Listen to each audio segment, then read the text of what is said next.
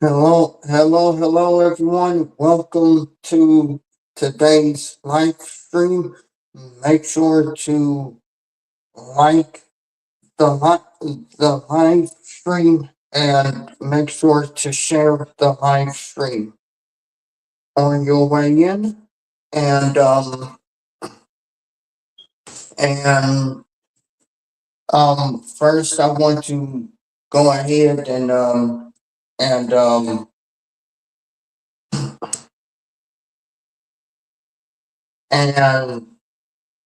say thank you to those who supported the channel over the years. And I also I also um want to say welcome to new subscribers. And and um before I get started, I want to announce that on May 30th will be the last live stream, because I'm taking a break from doing live on YouTube until August the 15th. Um, I will be going live on TikTok. Um, and yeah, so um, and I will tell y'all more about this um in the next upcoming weeks. But yeah, May 30th will be the final live stream that I'm doing on YouTube. And yeah.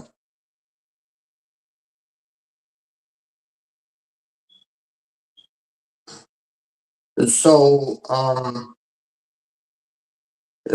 that's what's going to be happening.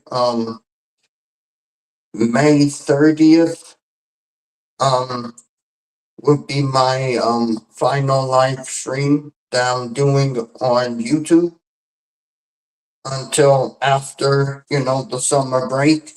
I will still be uploading videos and any and I'm still going to be posting videos, but I won't be going live until, August 15th. Um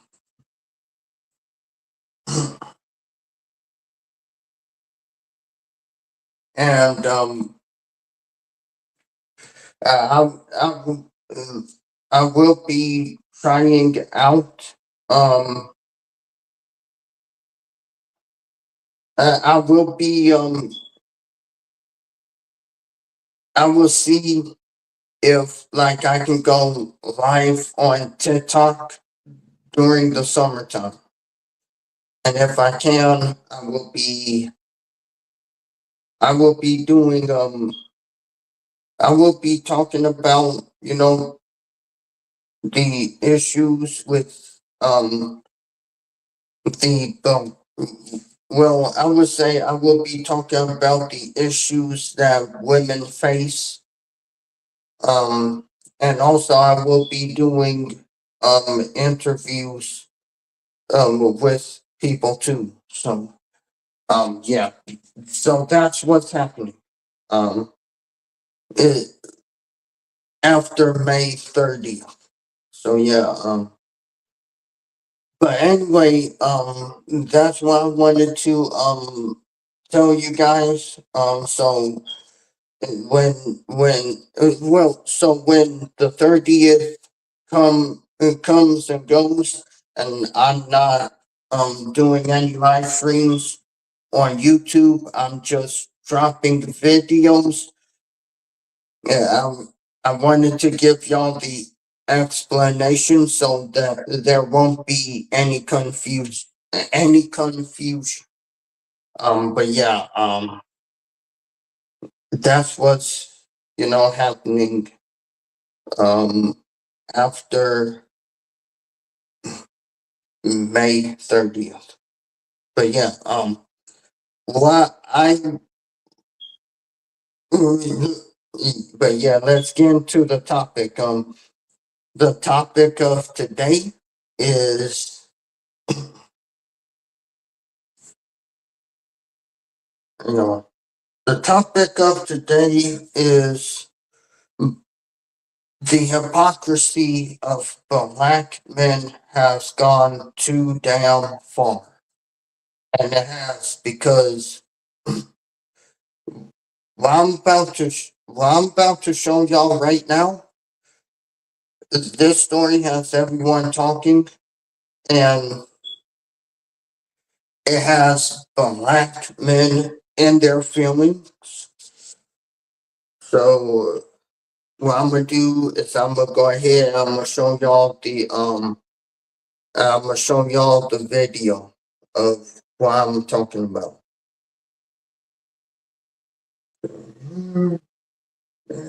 Okay.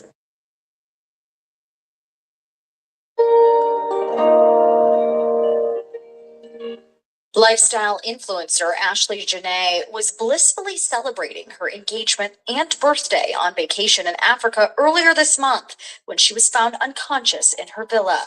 Just hours later, she was confirmed dead. Now her family's demanding answers to their unanswered questions.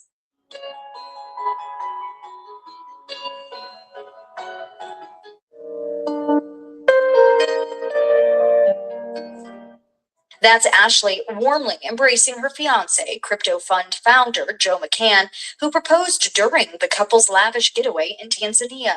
The influencer, who turned 31 during their stay, documented the dreamy vacation, including first-class airfare, an opulent floral display, and feeding a giraffe, before Joe popped the question.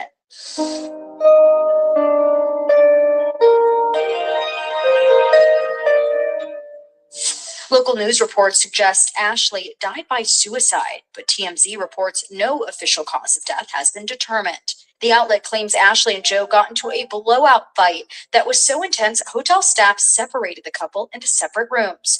Joe's yet to make any public comments on the alleged incident or Ashley's death, but is reportedly still being questioned by authorities. Following Ashley's death, her family released a lengthy statement confirming an active investigation into her suspicious passing. We are placing our trust in the officials in Zanzibar and are working closely with them as we seek clarity and answers.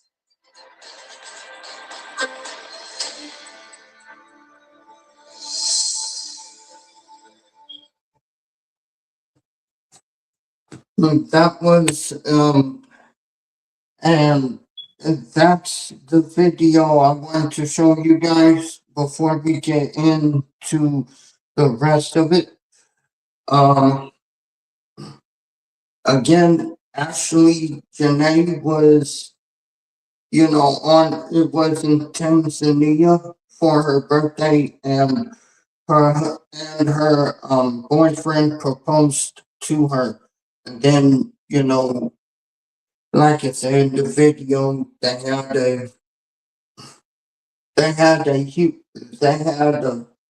argument.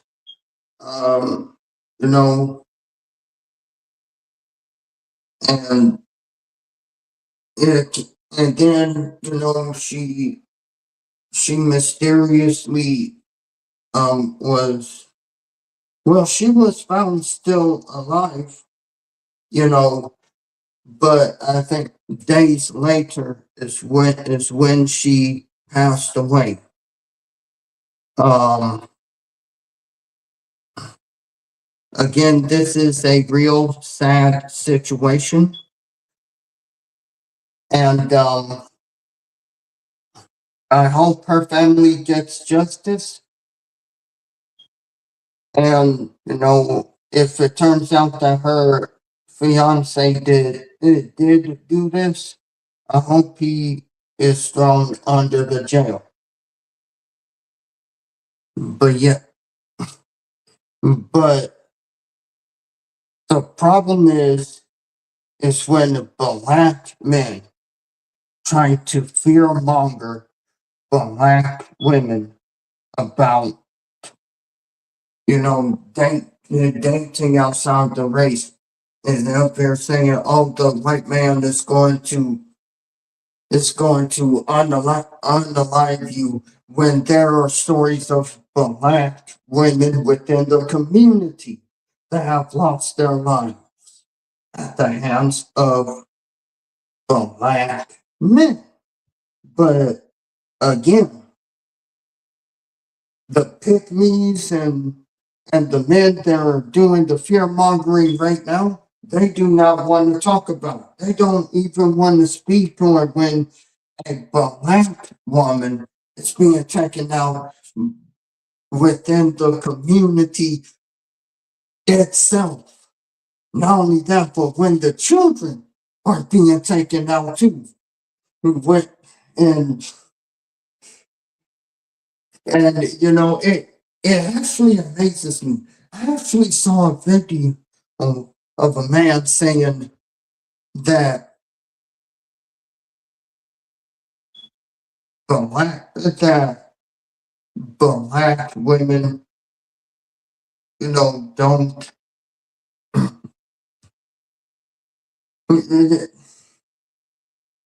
They want to act like that this doesn't happen within the black community. And that's the problem. That's the legitimate problem. There is selective outrage going on. I'm tired of the hypocrisy.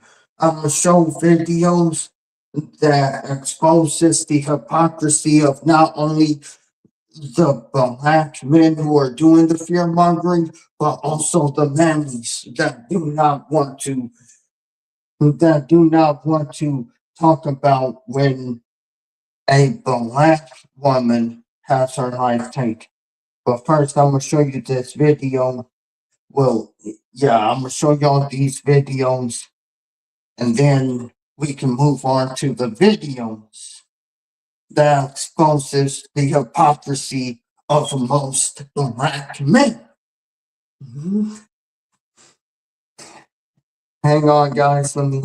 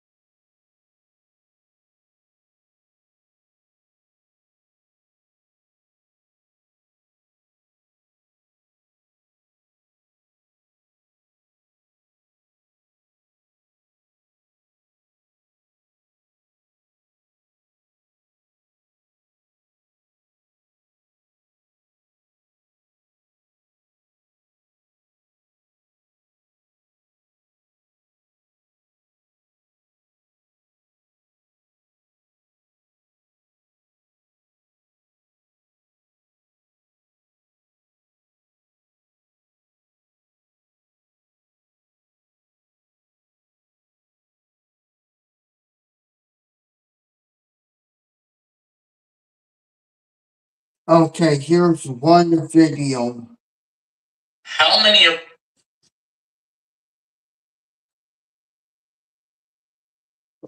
right? Our people do we have to lose at the hands of them? Y'all know who them are. Before we as Black people understand that we are the only ones that are capable of loving, supporting, protecting, and taking care of each other. There is no other race or culture on the planet that is going to protect you, advocate for you, fight for you, love you more than another Black person. And I wish that Black men would understand this. I wish Black women would understand this. I wish Black men would understand that there is no other type of woman on earth that is going to love you more than a Black woman. And I wish Black women would understand there is no other type of man on earth that is going to love you more than a Black man. Because I'm tired of seeing the news reports. Because if you haven't seen by now, an African-American influencer by the name of Ashley Janae was found unalived in her hotel room after taking a vacation with her white husband in Tanzania. Everybody is suspecting foul. Fiance, homie. Fiance. Oh my God,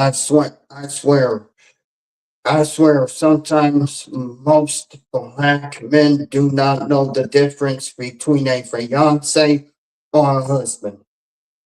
Yeah. No, but let's keep playing. The video. Play. I'm suspecting foul play because we see how this happens over and over and over again. I mean, this is why Black love is essential to Black survival here in America. How many of our Black women have to be unalived? They made it to seem like she did it to herself. Unalived. It made it seem like she's crazy. Alive, chopped up into pieces and spread across the fucking city and shit like that. Like, how many of these incidents have to happen? How many of our Black women do we have to lose?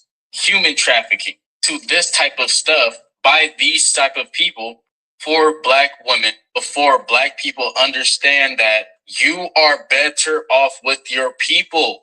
Yes, all us Black people ain't perfect, but I'm telling you, you will be better off with us than you are with them because we see it happen over and over. And it's the exact same thing for Black men. How many of you guys have to be falsely accused, put in jail, losing years of your life, proven innocent eventually, getting out, no consequence for the person that falsely accused you. You lost all this time in life and you just got to continue on and just, move on. Like, how many of these things have to happen? How many Jonathan Majors? How many Johnny Depp situations? How many of these situations it take for Black men and Black women to fall victim to before we just collectively realize that there is no other race or culture of people that is going to love us Black people, specifically the African American, more than another African American. Rest in peace to Ashley Janae, but let this be a lesson to the rest of y'all divestors. The grass is never greener on the other side. The best lawns come. When are y'all going to talk about what happened? When are the Black men are going to talk about the Black femicide within the Black community? When is, I forgot. When a Black man does it, it's okay. So when Alicia Watts says family and friends are mourning for their loved one, Alicia Watts, it's okay because it's a Black man. This is the problem with the hypocrisy of Black men. This is legitimately the problem. Oh, and there are more videos that I'm going to show today. There are more videos that I'm going to be showing today exposing their hypocrisy. But yeah, let's keep. From the people who take time to water it.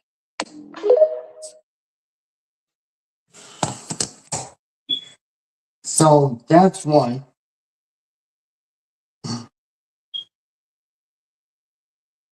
And again, this is.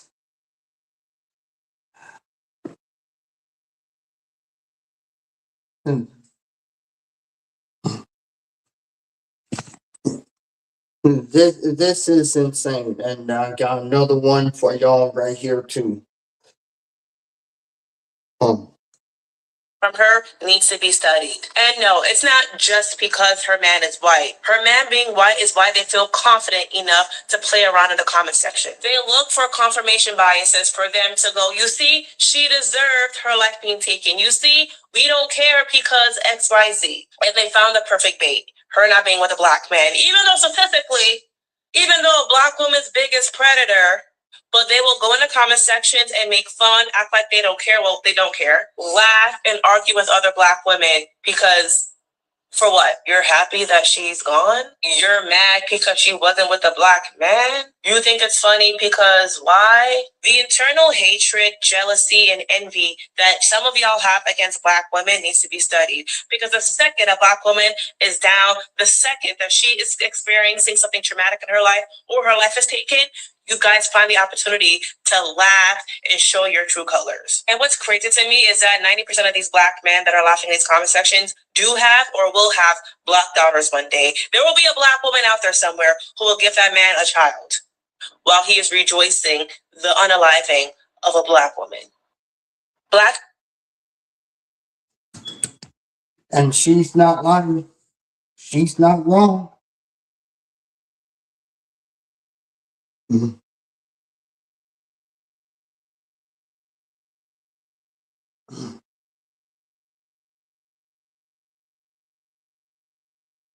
And now let's go to a video that has the real facts right here. And I will be reading it to everyone right here. Here are the facts. I know that it's blurry, so I'm gonna go ahead and I'm gonna read it to you. And this is representing 93% of the homicides were where the race of the offender was known. Total numbers in 2022, 606 black women. I'm not going to say females. I'm going to say black women were unalived by males and total single victim, single offender. Contacts nearly 9 in 10 black women unalived by men knew that their killer. In 2022, 532 out of 606, 87.8% of black women victims knew their killer, with 193 of those being unalived by husbands or intimate acquaintances. Firearms, specifically handguns, are the most common weapon used, according to 78.1% of black women victims shot and unalived by males in 2022. Black women in the U.S. are disproportionately impacted by lethal violence, being unalived by men at a rate nearly 3 times higher than white women. And and the 606 black women that have their lives taken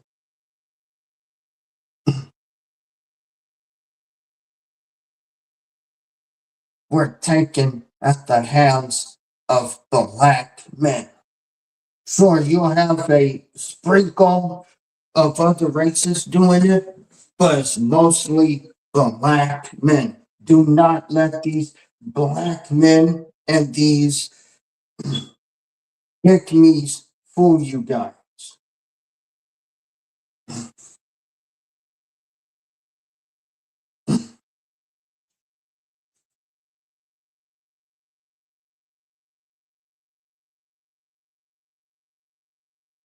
And I want to show y'all something else too. I saw this on TikTok as well.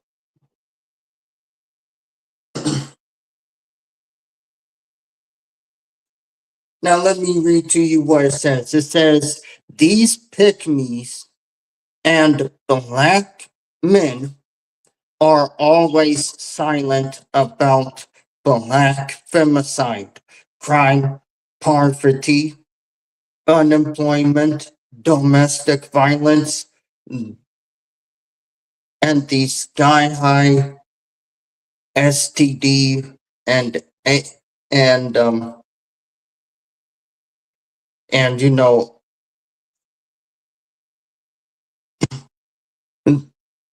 yeah the well the I would say STD rates. Baby mamas can't feed or clothe Tyrone's kids. And that is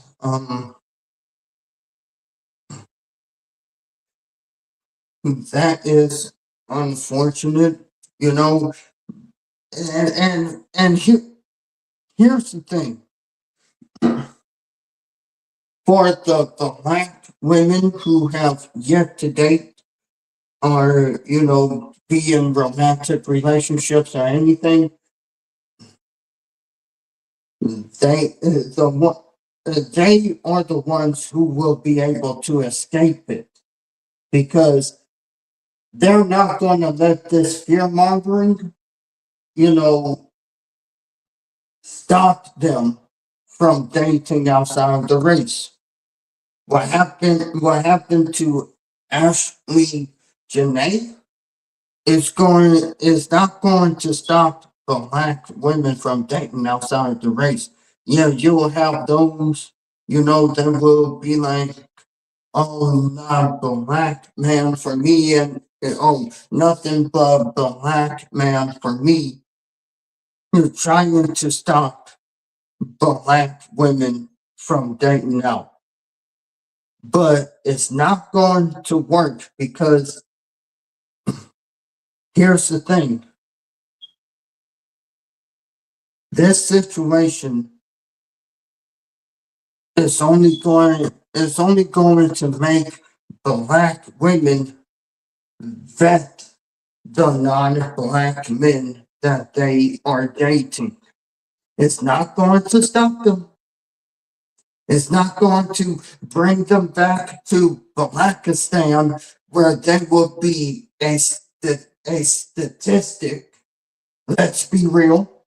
That's what the mammies and the men and they're doing the fear mongering ones. Let's be real. Let's be real. I'm telling truth today. Let's be real. All right.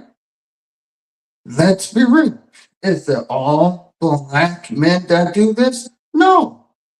But it's the majority of us, because the majority of us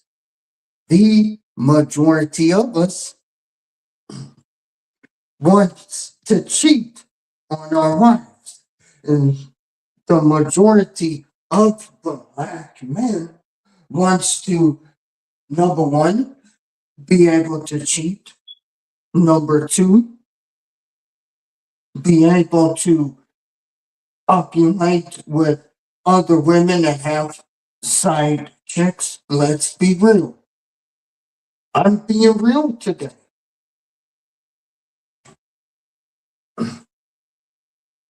because I'm seeing it. I'm seeing stories, videos, matter of fact,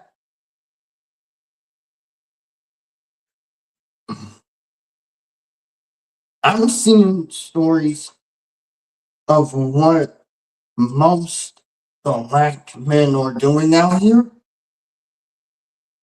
that it makes me believe that if I have a daughter, I'm sorry, you know, but I'm not going to tell her to just stay within the black race. When people just go, when the race just goes ahead and keep quiet about the femicide rates that are going on in the black community.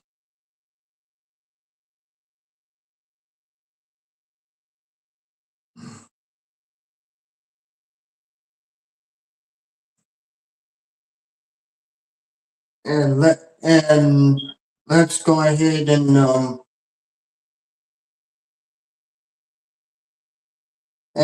you know, because what I would say is that,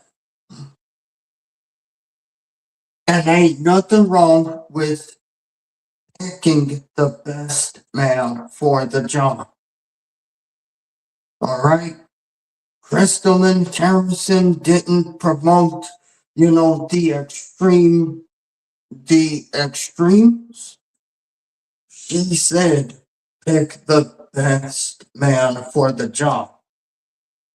And I'm seeing black men not only blaming Crystalline Harrison, but they're going around blaming Cynthia G and blaming Chrissy and all that stuff.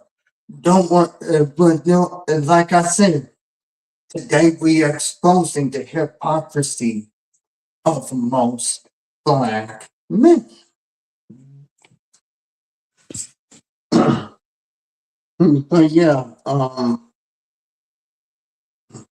let's go ahead and go into another video where you know I'll be reading it again.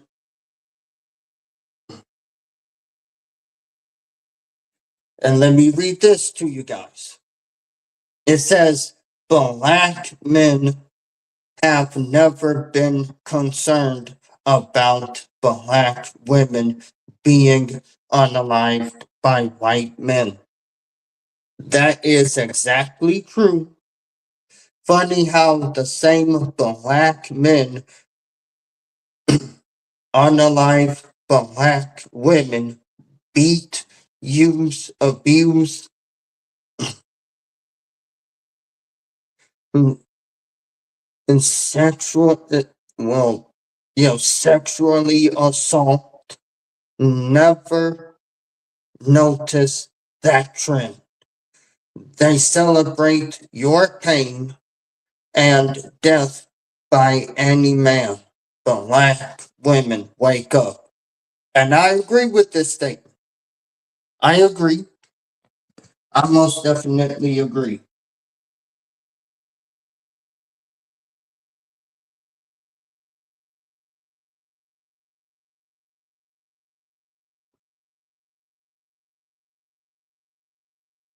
It's sad. It really is. But it's the truth. How many videos I'm going to see of of a black woman's family upset that that the person that she was with, and it's mainly black men, because most black women still want black men. Let's not get it twisted. These mammies, pick-me-shas, and the men who are fear mongering black women right now, they are not going to tell you this. I'm going to tell you this though. I'm going to tell you this. Stock market Steve, he's going to tell you this, even though he covers all the crimes. He's going to tell you this.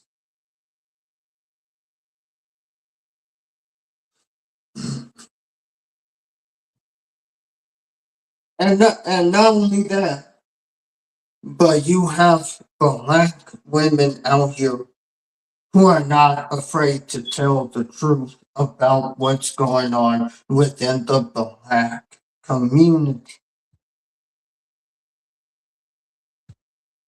So to the black men, they think that black women should just go ahead and take the colorism and the insults and everything else. This is the main reason why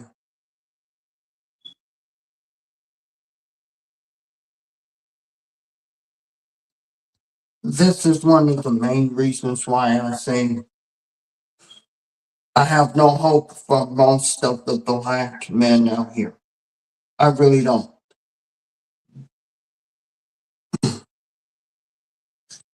Now, the ones who get out and see what's going on, I commend you for that.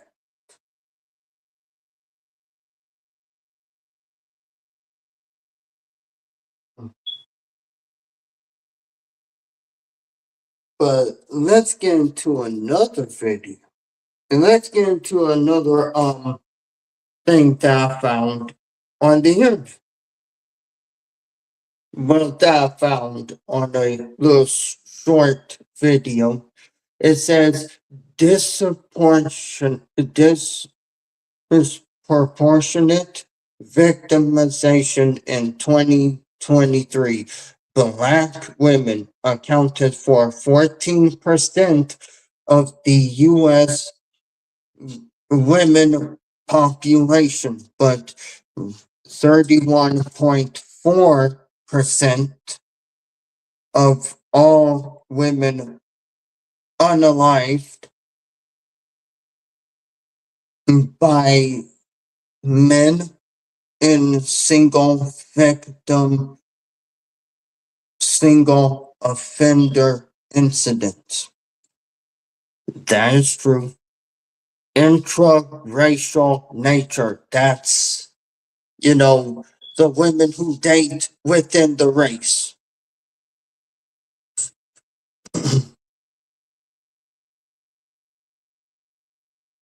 The vast majority of homicides of black women are intra-racial, committed by hold on now. It says committed by a black person.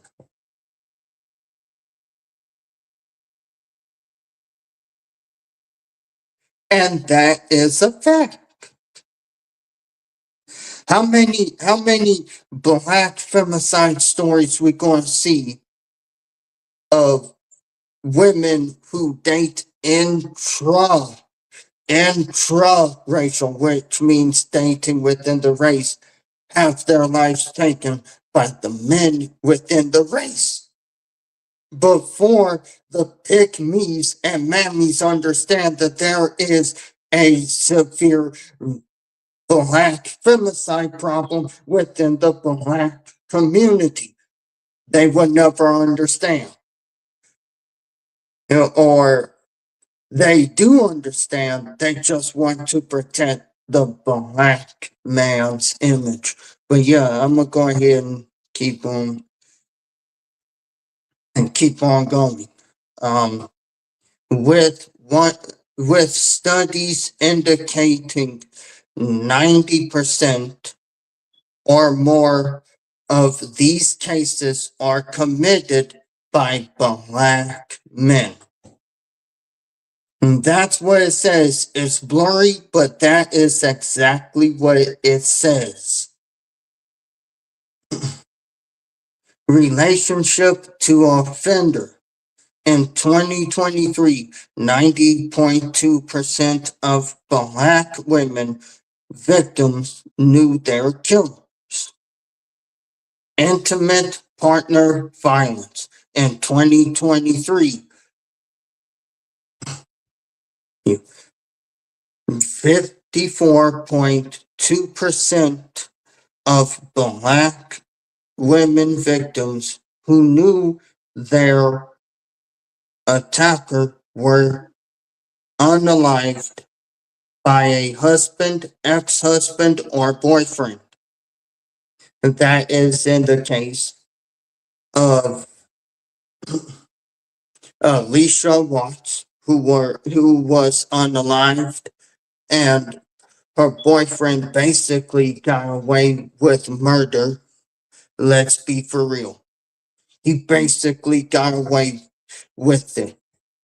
And that's why I believe the justice system has to be reformed.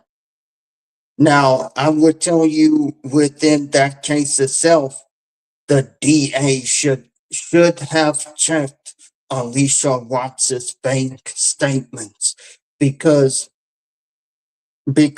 sometimes the evidence is within the bank statements itself.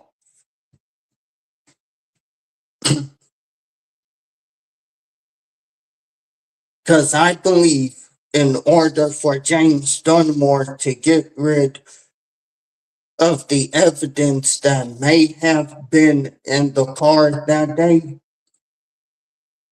he went on ahead and took money out of Alicia's bank account just so he can hide the evidence. But yeah, I'm going to continue.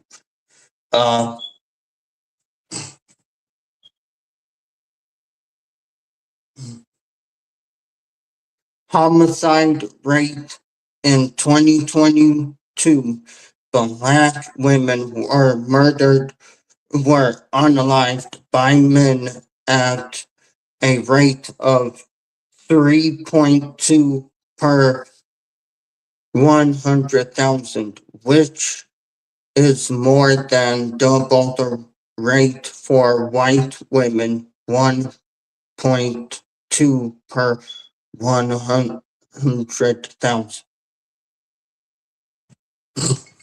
And yeah, that's that right there is the end of that stat right there. And now we'll go ahead and take a look at this video right here. I thought they said that women who file for divorce more. It turns out that's not the case either.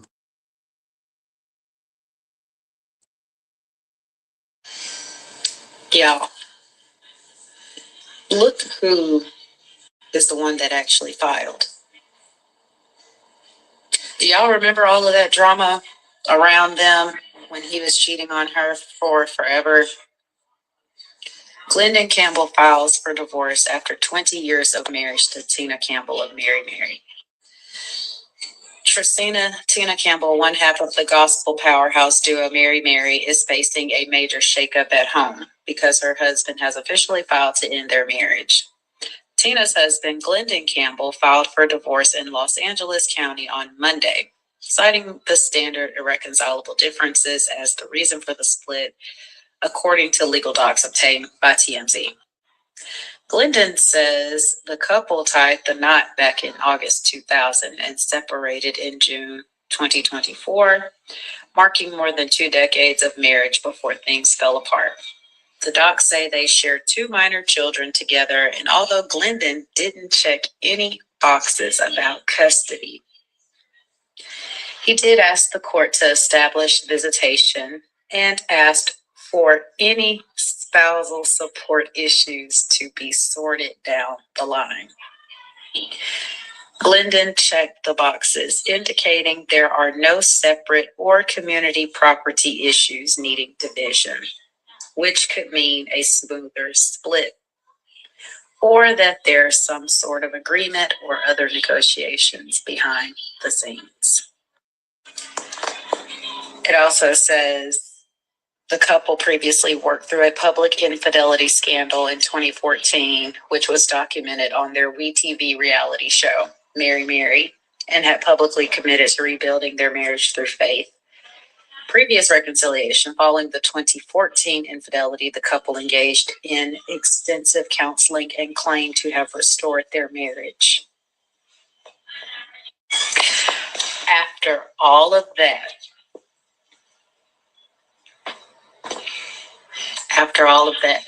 what did I just share yesterday? When you stay after infidelity,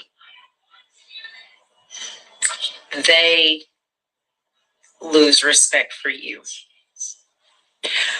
Only for him to turn around and be the one to file for divorce. I think the fuck not. Y'all. Okay, that was the, well, okay, that's the end of the first batch of videos.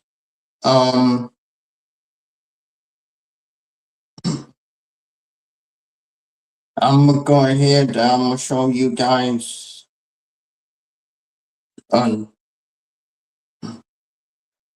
one right here.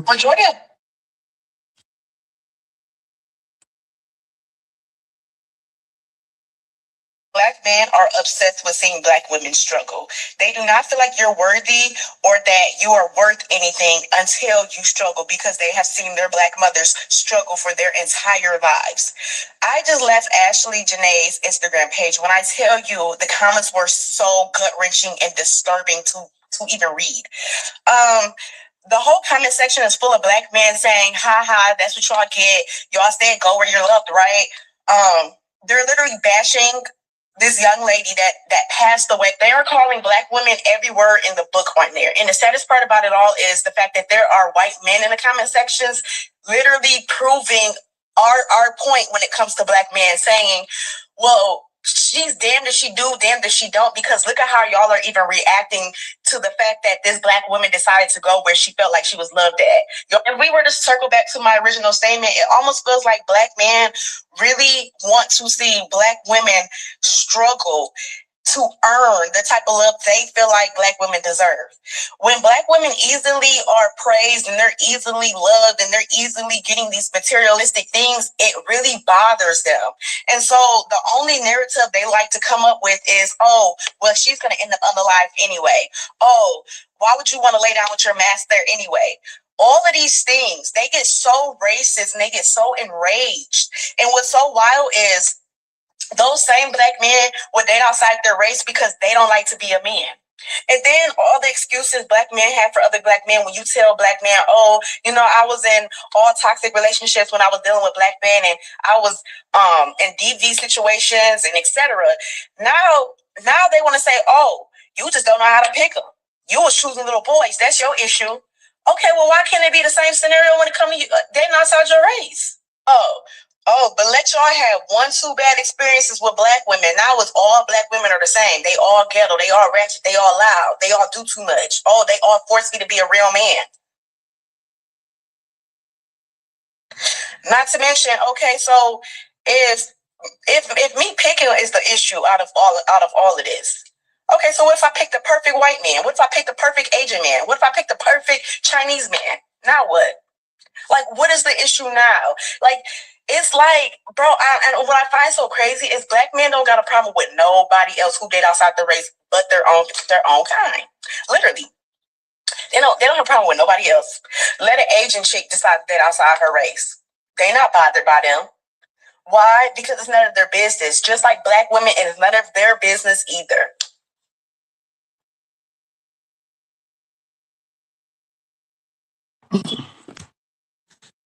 Yep. And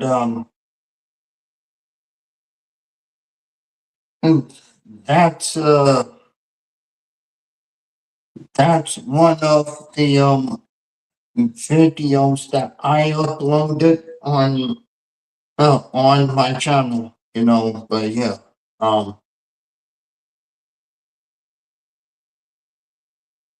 And she's right. I mean, let's be for real.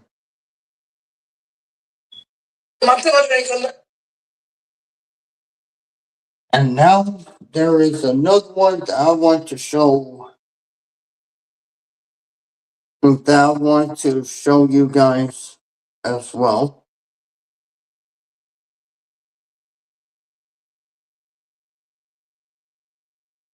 I ain't gonna never see her mother again. I got custody of her. I can't take the pace of her. I can't do it. They asked for the maximum sentence for 36-year-old Joshua Lynch. The judge agreed. Mr. Lynch, if there was ever an individual who doesn't deserve to walk free amongst organized society, it's you. The judge convicted Lynch of 2 counts of murder and multiple other charges, including gross abuse of a corpse after a bench trial last week. Punish you. Today, he sentenced him to 28.5 years to life. He noted Lynch shot Jovan twice in the head in February 2023, while their then 7-year-old daughter was present at their Cleveland home. Then tried to clean up the blood with a Swiffer before dragging her corpse downstairs, leaving it in a car, and taking off with his daughter. Is this fun for you? Lynch smirked as he learned his fate. I don't understand why you're smiling. We first told you about Lynch last year. Our investigation revealed he was out on the street, able to kill Jovan, despite being convicted in a dozen other felony cases, including one where he was accused of threatening her with a gun. After the hearing ended, Jovan's family celebrated. My daughter ain't gonna never see her mother. And again, and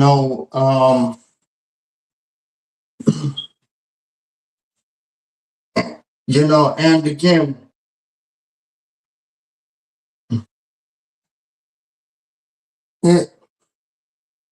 it's stories like that one I showed you guys that is not being covered, But yeah,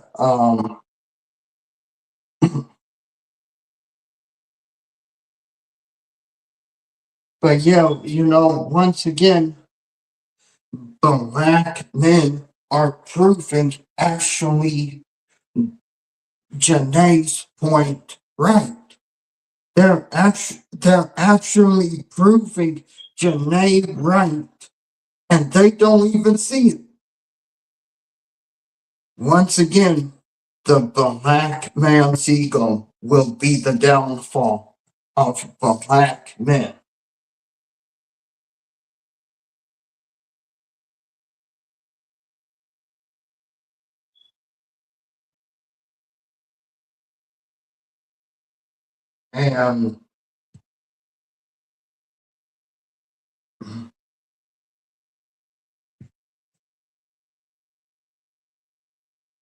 And at the end of the day,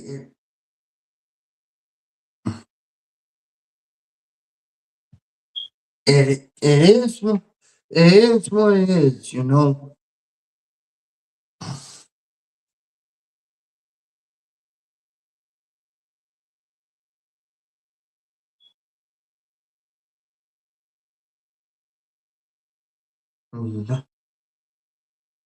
But yeah, it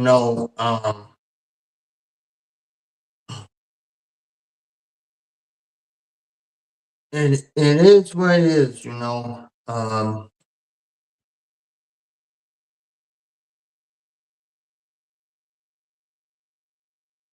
It's sad at the end of the day.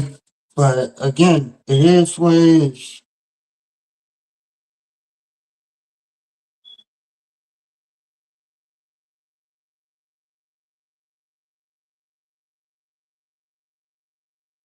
And I'm just today I'm I'm just gonna point out the truth that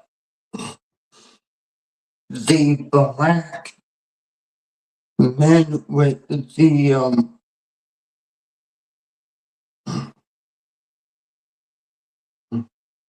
matter of fact, what I'm doing is I am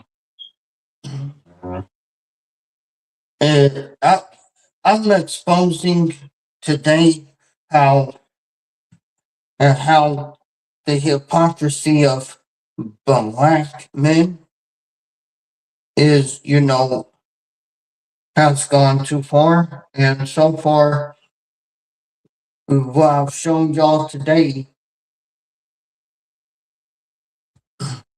what I've shown y'all today so far, it actually proves you- Janae's point. But yeah,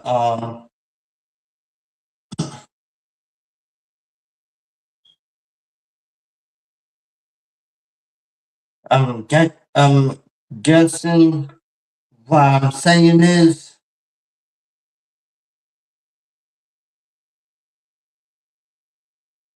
let's be real. Black men do want, well, not all, but most of them do.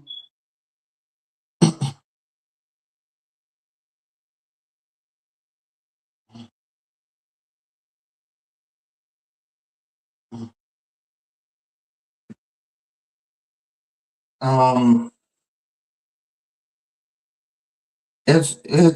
it's hard for me to admit, but I'm going to admit most black men want to see black women struggle. I mean, it is what it is, you know.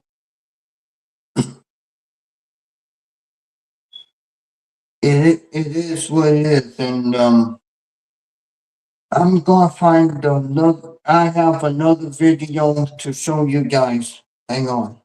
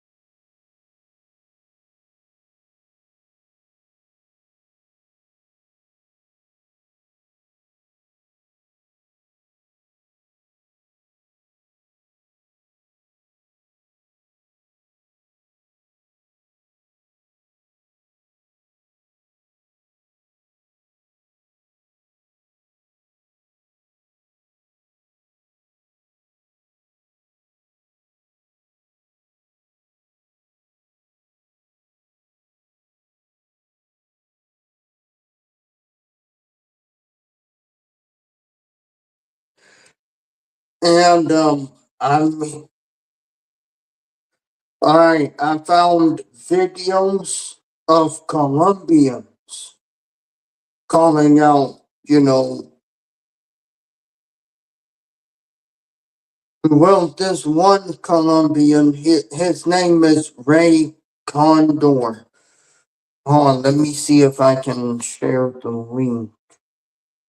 If I can share the link to his channel. Um,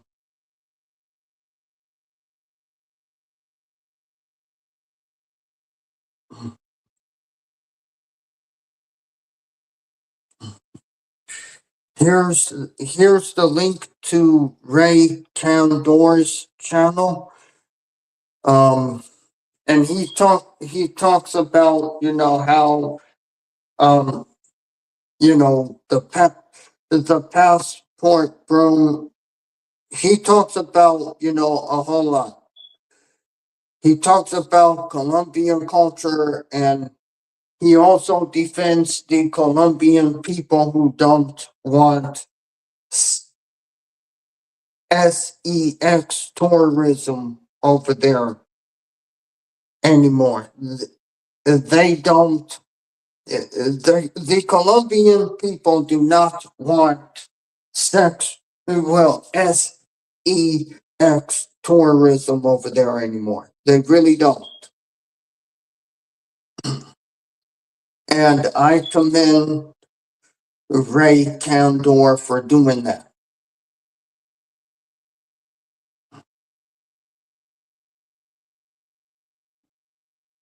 Now I have one of his video. I have videos of him, but they're short videos of him and Colombians calling out the passport bros. Now I'm gonna show y'all one of them right here.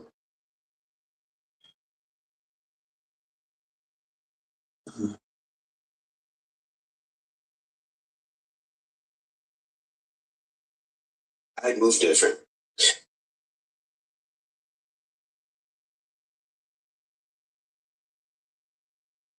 I move different. Now, the beer in my hand, a cigar in my hand, it reminds me that I closed two different properties, which is apartment building and a house. So what does that have to do with me? Why should I care? Why should I care if you got a property in a house? Listen, you act just like the colonizers, the people that colonize you. Go in there and throw your money. You see me tell you how much I got? You don't do that in Colombia. You don't do that in Latin America. You're trying to get people to come after you or something? I do not care. I do not care. Nobody knows about me. Nobody knows whether I'm in the United States or I'm in Colombia. You do not know what I have, what I don't have. You do not know if I work, if I do not work. You do not know what I have. And if you did, you will shut up. You think your big boss telling you how much money you got. You're not impressing nobody. You saw my ex? She will never, ever look at you. She's seen people like you before, telling people how much money you got. The people that talk how much they got, what properties they have, how they move and everything else are the ones with the least. You have absolutely no idea. I move different. Again, a ignorant black man up there do not want to understand why. Like what's going on. He really doesn't want to understand that. What Ray Kendor is calling out is the is men going over there for sex tourism. Again, that video shows the hypocrisy of most black men. Let's go ahead and watch another video, shall we? Now, that building behind me, that's a barbershop that connects to that house. So I'm physically paying for everything. You really are a gringo, aren't you? You really are a gringo. Why do I need to know that? Why do you need to start flaunting your money to the stupidity. Listen, your invincible ignorance. You're trying to rage bait me, are you? Why should I care about this nonsense that you're telling me? Why are you tagging me and telling me this? Why do I need to know that? Yeah.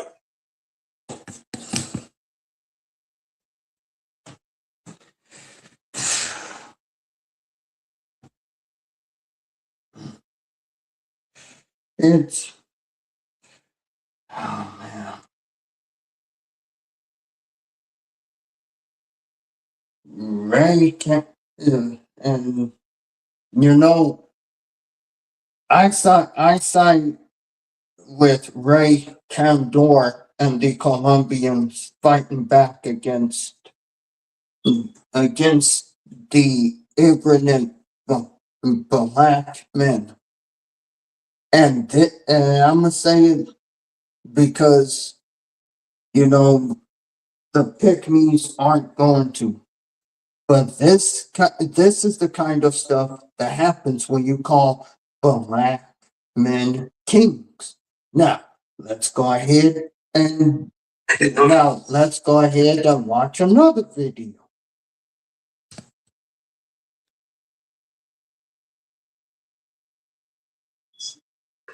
Or you have a problem with America's travel. Colombians are Americans. What are you talking about?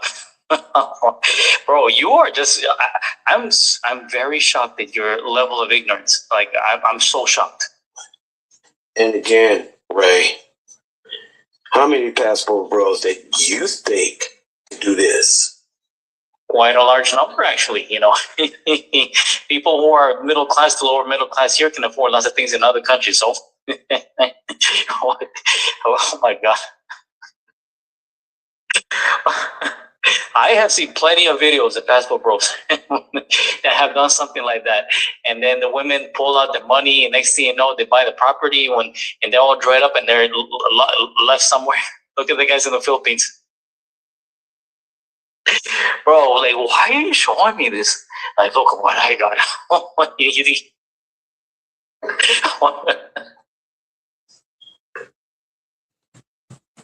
And to all the Colombian people, on the behalf of black men who do call these knuckleheads out, I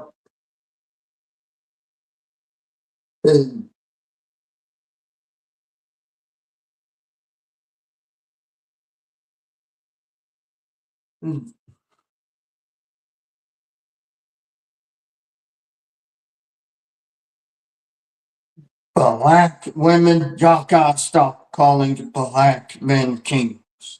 Because now they're up here trying to one up Colombians. When Colombians, all they want is not to be seen. Well, what they want is their country not to be seen as a sex tourist spot. But black men have, well, I'm not going to say all of us, but most black men have a problem understanding. And I think Ray Candor might need to speak to the ones who are, you know, trying to troll him. He'll have to speak to them slowly. All right, he'll have to speak to them slowly because again,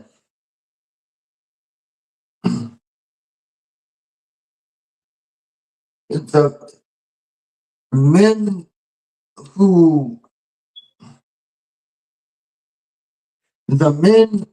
who also travel, they're calling out the same thing. They're calling out the same thing. XEX tourism is not cool. The black men who travel, they're calling it out.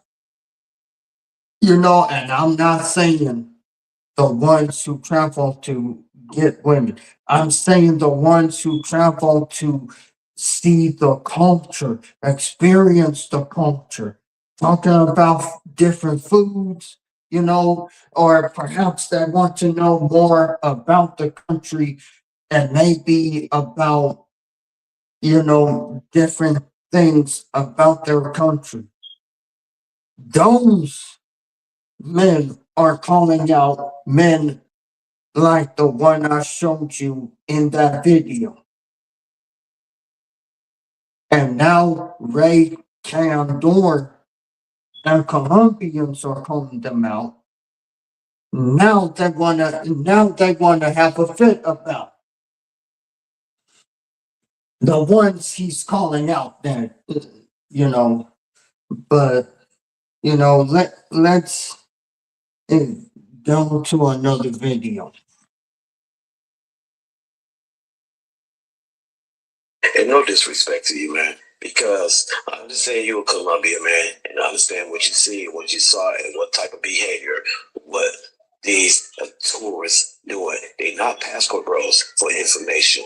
Passport bros move silent. So I'm from Colombia. If you're a Colombian girl, you probably or American guys approaching you, offering you money and pulling out their passport, like literally, and then telling you, I'm American, like I'm actually looking for a girl, like I will bring you here, but it's just odd. Like why you wanna get with a girl that doesn't speak your language and that makes up to $200 a month?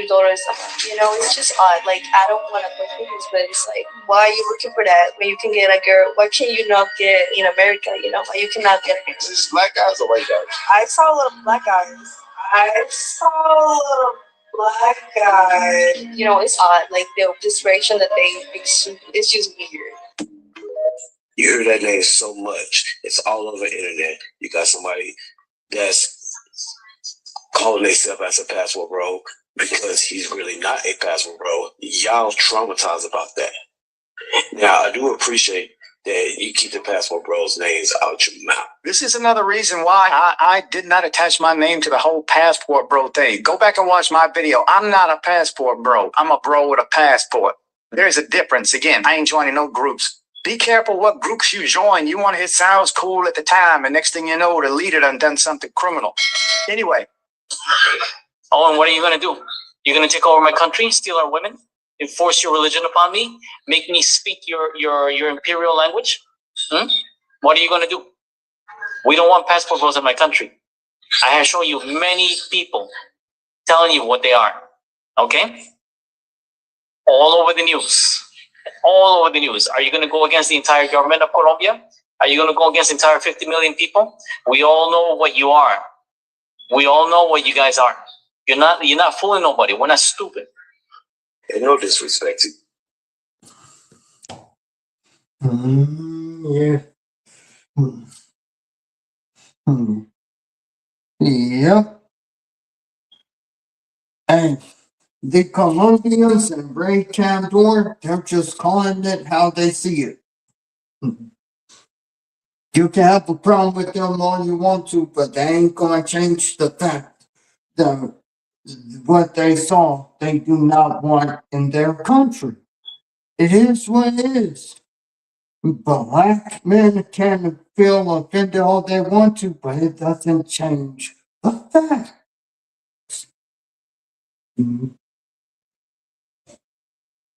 Now, let's go ahead and watch 3 more videos. right.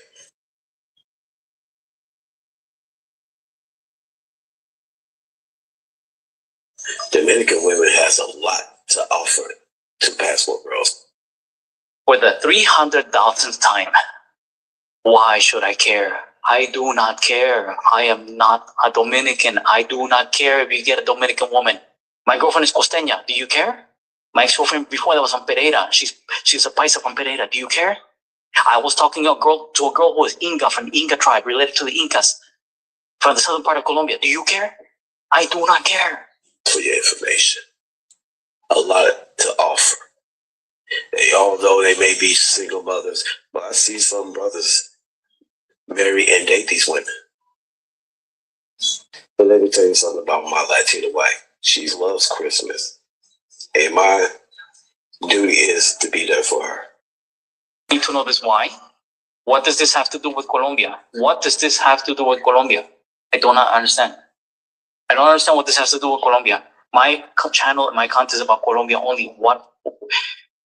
Is hombre está loco? Okay. Like, what the hell's wrong with him? Right. Ray, I can tell you what's wrong with them, but brother, they're ignorant. They've been called kings all their lives to the point where if you try to tell them something, they think they know more than you do.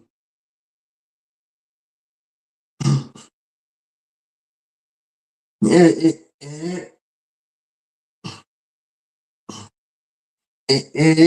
is what it is. And like I said, I blame the pick-me's of the black community for what's going on, for the black men's entitlement.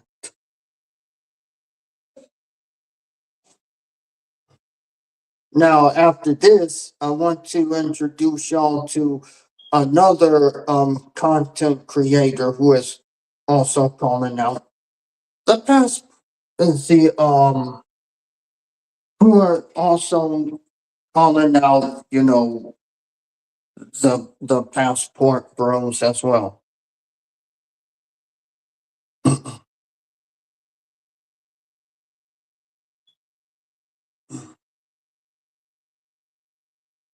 Mm. But yeah, like I said, these monsters they are the creation of the pick-me's of the black community. But yeah, I'm gonna go ahead and show another video. And not only that, but guess what?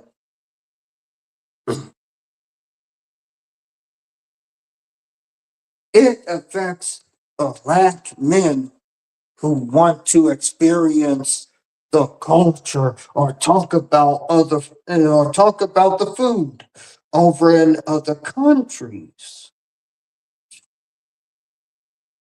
From being able to come there, talk about the food without people seeing them as what? Passport bros.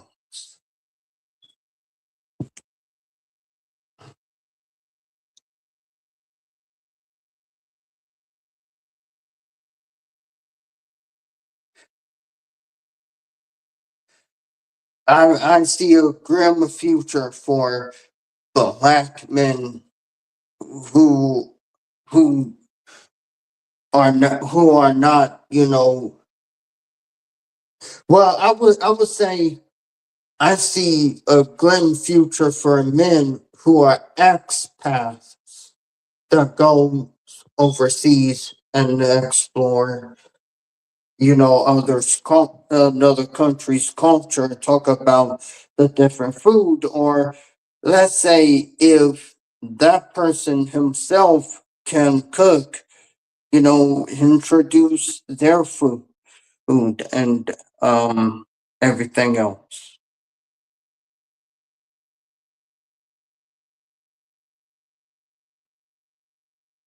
Like I said, the hypocrisy of most black men, it ruins everything for black men who don't, you know, who go to countries to, find women and stuff like that. It hurts them the most because what if what if a black man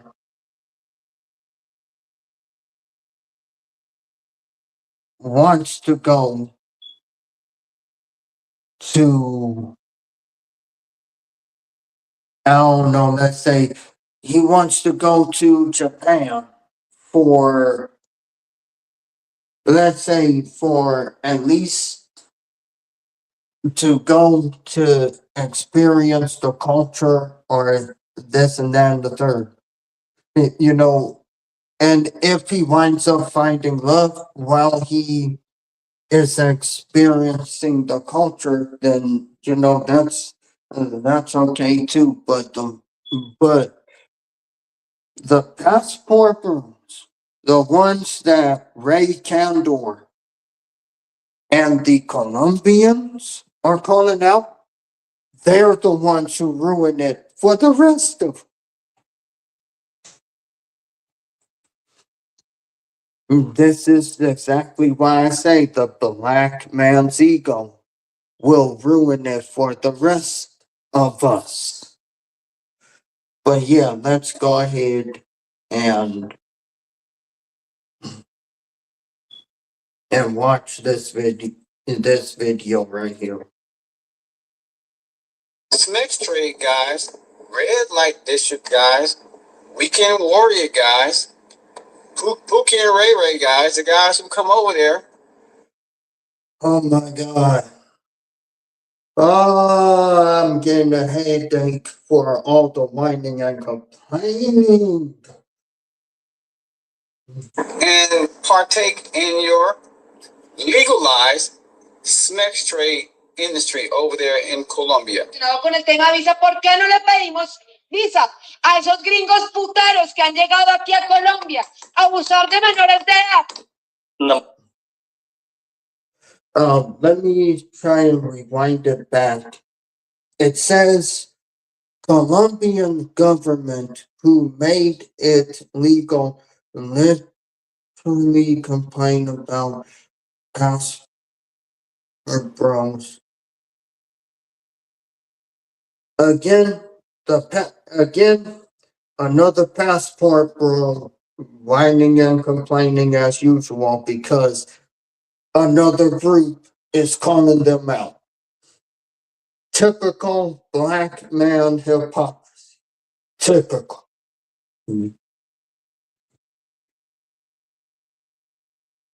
It says we ask for a visa from those gringo whore mongers who have come to Colombia to abuse. Puteros que han llegado aquí a Colombia a abusar de menores de edad. To abuse minors in several cities of their country. Why do we not question that? Number one, it is legal for their protection. And it's just not the women. You have men also in transgender. It is legalized for the protection of the worker against abusive people. Because I seen a passport bro who flew all the way down to Brazil and he didn't want to pay the woman. He was laughing in her face. Foreign tourism that comes to Colombia must change its structure. Here we are not offering women for anything. And I am going to make that type of tourism difficult.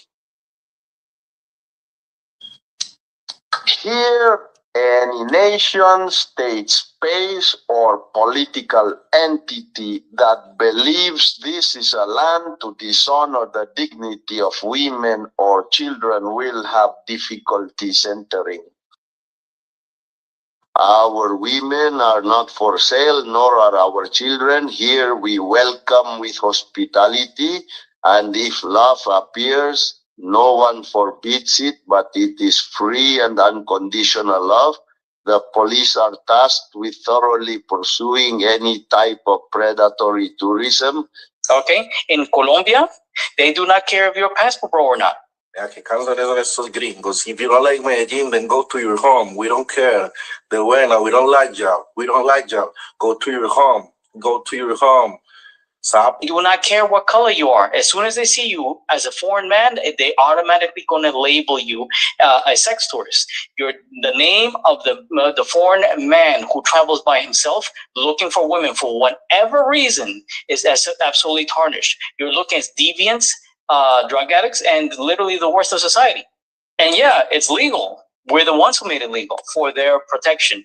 Because I seen you pass for bros who go down to Colombia and don't want to pay. And you know what happens when you don't want to pay? The women call the cops, and the cops come by. Not all the cops make the man pay, but they actually pull a few $1,000s. I heard the cops came by and they squeezed the guy and they said, okay, listen, if you don't pay us like about $4,000 extra, okay, then we're going to arrest you. We're going to put your face all over the internet and all over the news because we know you're married. What's legal for us may not be legal for you, because it is, I'm not sure if you know this, but the United States has a law, or had a law, that people who travel to other countries for the whole purpose of sex tourism can't be prosecuted.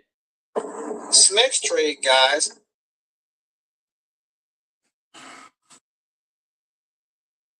And yes, they do. They actually do.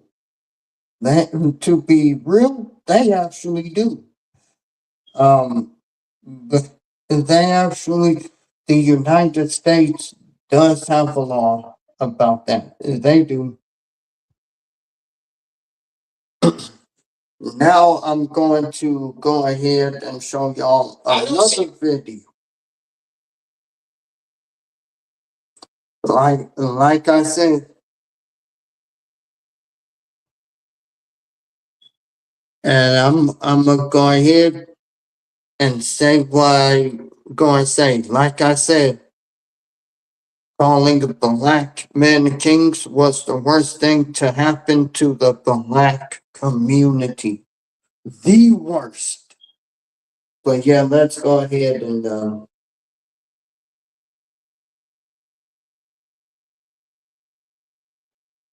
I don't see you doing any videos with the women who will participate in that industry. I have done videos.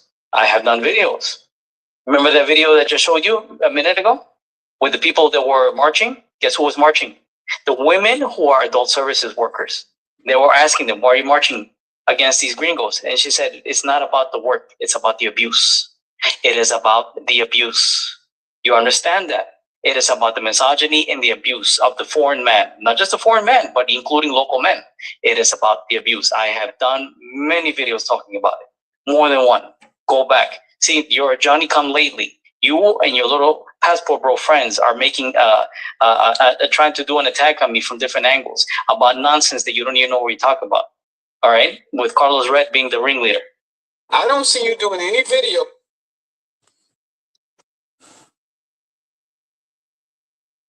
And I'm going to say this. Ray Candor is right. Ray Candor is right.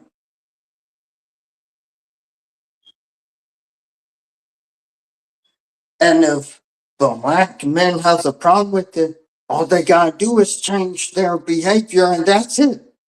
But that also will require the pick-me's to call out the problems that black men have created within the community. We all know they ain't gonna do that. So again, this will keep happening and happening and happening, and the moment a black man who is only there to experience the culture and then is not looking for women goes over there, he will be labeled as a sex tourist. Whether he's there for it or not, whether he is there for it or not.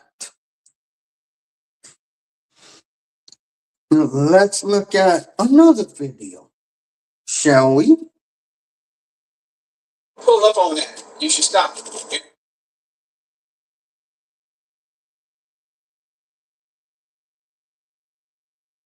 On that. You should stop. You're not going to stop. You're talking to yourself essentially with your 500 followers. So, boy, I didn't call you name. No, I didn't call you name. I'm super grown about it. Oh, you want to throw shade at me? You know I can be real petty. I'm not going to do that. I'm not in the mood for that right now. I got 1,300 plus on my YouTube channel, 300,000 views in total since my channel opened up. So, hey, at the end of the day, Colombia still has the most beautiful women in the world. Your people are being turned away at the airport. They're taking snapping pictures of them, posting it all on the internet. And I'm going to, make some videos upon that in the next couple of days. And your reputation is completely destroyed in Latin America and Southeast Asia, in certain parts of the world. Yeah, go ahead. Go ahead. I'm going to wake up tomorrow, eat my arepa, play my vallenato music. I won't even be thinking about you. I'm sorry. So, I wash my hands of it. I thought you was grown enough to have a conversation, but obviously you're super emotional. So, have at it, sir. L1. Calling Latinos emotional is a widely recognized stereotype that functions as a tool for marginalization, often used to dismiss or devalue them by framing them as irrational or less civilized compared to Western standards of stoicism and logic. This stereotype carries a significant historical pattern originating in colonial-era ideologies that sought to justify European dominance by portraying non-European, indigenous, and mixed-race populations as governed by passion rather than reason. The maturity of the passport bureau. Passport, go ahead. Pull up on that. You should.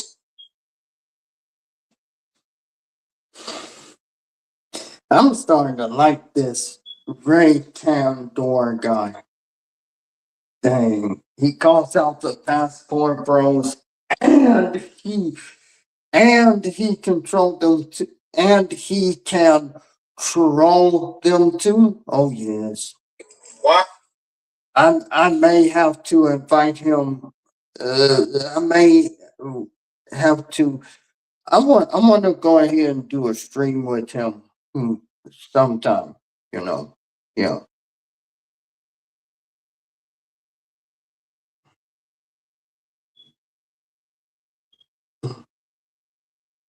But yeah,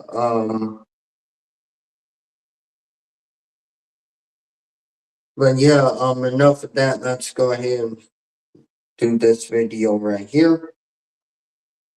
Why are you entertaining these guys?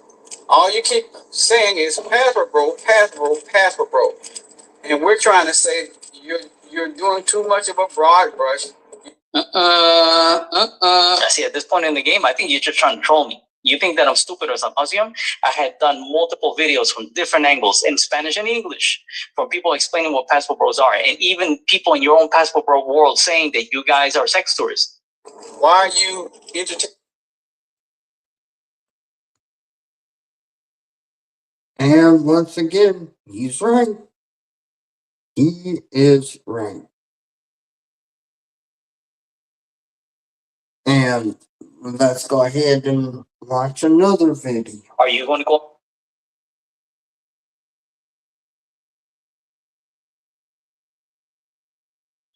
You're going to go and sue the newspaper stations over there. The name of the foreign man who travels by himself looking for women for whatever reason is absolutely tarnished. You're looking at deviants, drug addicts, and literally the worst of society. And yeah, it's legal. We're the ones who made it legal. And I wanted to make it to have greater restrictions. Well, I don't understand why you guys keep on trying to throw it in my face. Oh, well, it's legal. Yeah, we're the ones who made it legal for their protection. Because I seen you passport bros who go down to Colombia and don't want to pay. And you know what happens when you don't want to pay? The women call the cops. And the cops come by. Not all the cops make the man pay, but they actually pull a few $1,000s. I heard of a story in Cartagena that the cops came by and they squeezed the guy. And they said, okay, listen, if you don't pay us like about $4,000 extra, okay, then we're going to arrest you. We're going to put your face all over the internet and all over the news because we know you're married.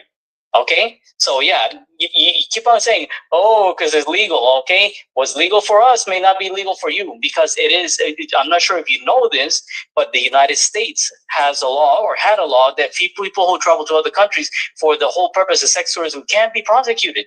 And for the people who try to skirt the law, like Mr. White Guy, Army Travels Guy, say, hey guys, watch out for the IDs because the age of consent is 14. Guess what? It is still considered under it's still considered under the legal age in the United States. And anybody who goes to another country and has intercourse with anybody who is lower than what is considered normal legal age in the United States, they can still prosecute you. You do know that, right? Don't try to be slick with me because I can be just as petty. I know the law or they're better than you. Trust me, I know the law over there better than you, because certain things that you think is legal is not. Okay, don't even go there with me on that.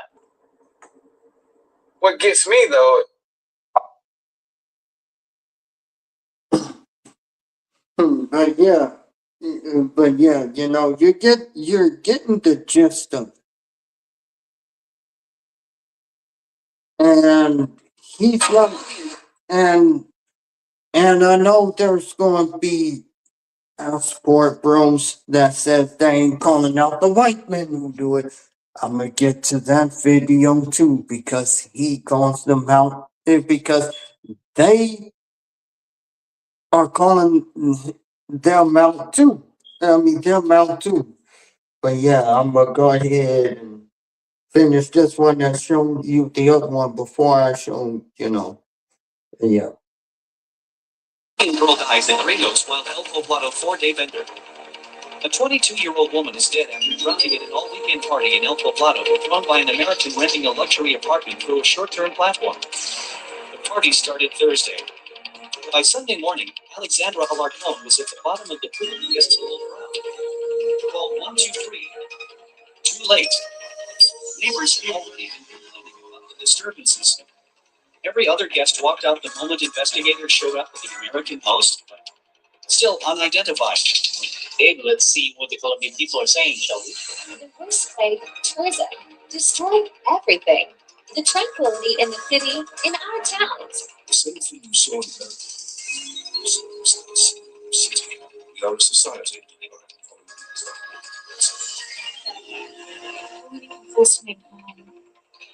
You guys sit there and wonder what Colombians are mad at you? Holy Week. You guys have no respect. We will not stop. At the Medellin airport, we denied entry to a U.S. citizen. During the immigration interview, our officers were able to establish that his purpose of travel was tourism for the purpose of sexual exploitation. As an immigration authority, we have processed 29 denials of entry for this reason at this terminal and nearly 40 nationwide. More. Let's see what the people are saying. Keep doing this. There's a lot of sick people in the world, and our country is still very vulnerable. Those sick, disgusting people. He comes here to unleash his pent-up lust in this country. Show his face already. This is giving that criminal privilege to privacy. Until when? When will this change? This is a lesson that the Colombian people are not happy, and I'm making this video series of Colombian people, men and women, complain about you guys. What's up with those flip-flops and socks? Thanks. Seriously, many of us appreciate that you're protecting the country. They should refuse anyone who arrives in flip-flops at the airport. This person wasn't even trying to blend in. They probably felt entitled to it. It's great that you're putting these abusers in their place. Colombian people are getting very tired, and that's the nice things that they're saying. All right? Me as a Colombian YouTuber, digital content creator who's trying to tell you, you know who the Colombians want to come to Colombia? Real tourists, like black women. How many times have we seen black women go down to Colombia and promote actual Colombian culture, trying the foods, the local dishes, the cuisine, and showing culture? And yet you guys will attack them saying that they're jealous. How many times have we seen white American women come down to Colombia and you will attack them? Now, don't get me wrong, not all men are bad, because everybody, not always are bad.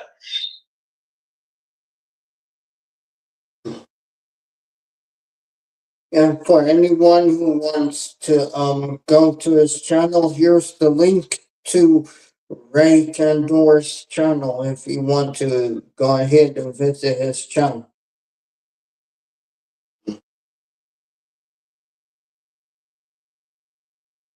Colombian girl dies at Gringo. A 22-year-old woman is dead after drowning at an all-weekend party in El Poblado, thrown by an American renting a luxury apartment through a short-term platform. The party started Thursday. By Sunday morning, Alexandra Alarcon was at the bottom of the pool. Guests pulled her out. Called 123. I apologize if I started the video over. I apologize. Too late. Neighbors had If I can get to where it was.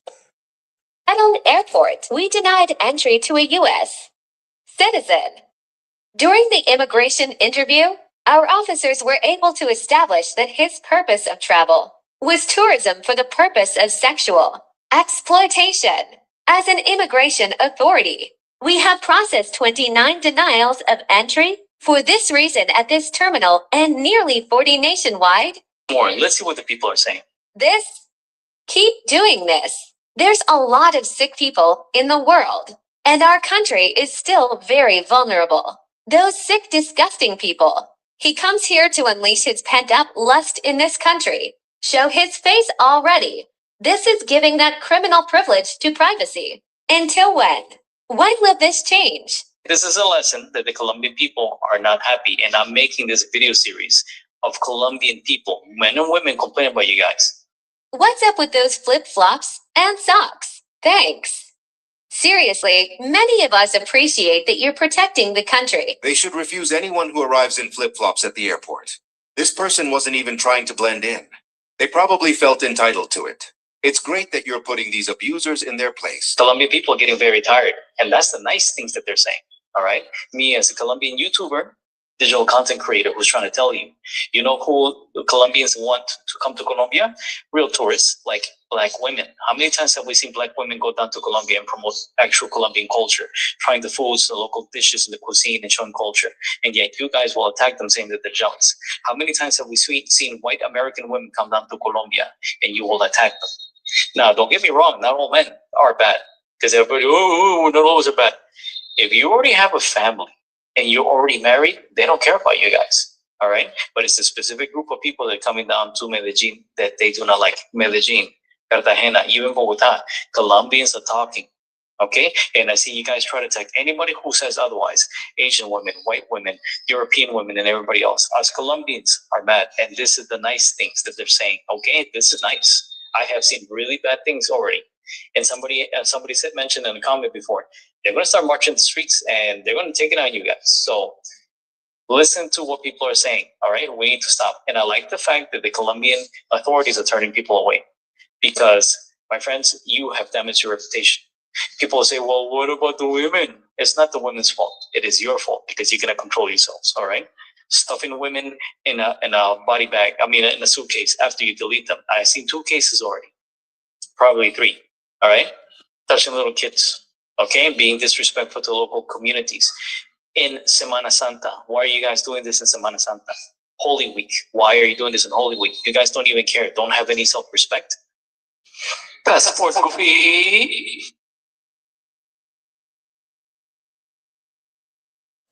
Yep, that is the mind of a modern Black man. And again, it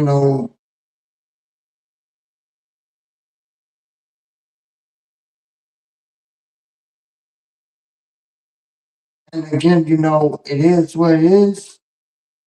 You can, y'all, the ones who, have the entitlement issue can try to dread it, run from it. Ain't nothing you can do that will change the way that Colombian men and women. Well, I'm going to say there's nothing you can do that will make Colombian women and men, like you, except to change your behavior. But as I said too, that will require Six the Goddess. That will require Shay Sade. That will require the Crimson Cure. That would require Courtney Michelle. That would require all of those pygmies who call Black men kings. That would require them to call out what the men are doing within the Black community that makes Black men look bad. Which means they will have to call out the Black femicide within the Black community. But they're not going to do that. They just want to go ahead.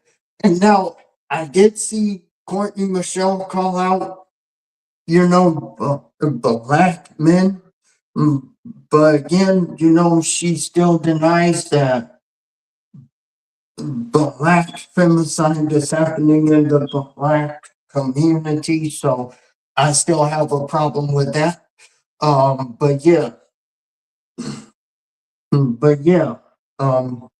it will require them to actually admit that black men are taking black women, black women's lives, not just black women, but black girls, black children's lives. It would actually require them to do that, but they ain't going to do that, which means every time there is a black woman who lost their lives at the hands of a black man, and the black woman's mother and father are, pouring their hearts out. Guess who will join in the victim blame? Six the Goddess, that's one of them. Shay Shorday, the Crimson Cure, and all of the others, they will join in it. Now, black women like Chrissy,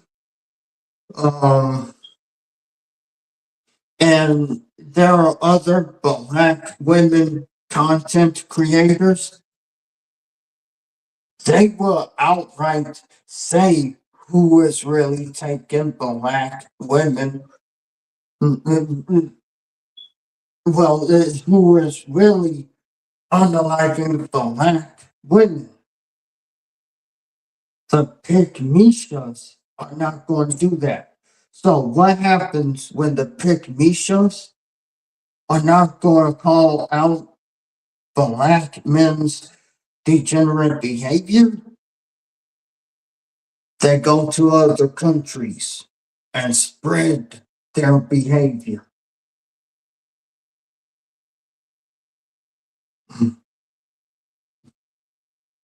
And now the Colombians are fighting back, and now the men are getting mad and angry.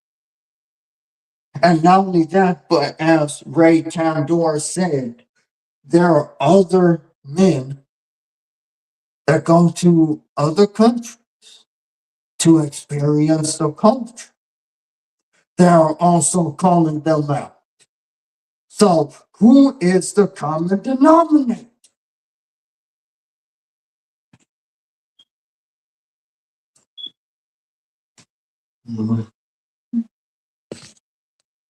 But yeah, let's go ahead and watch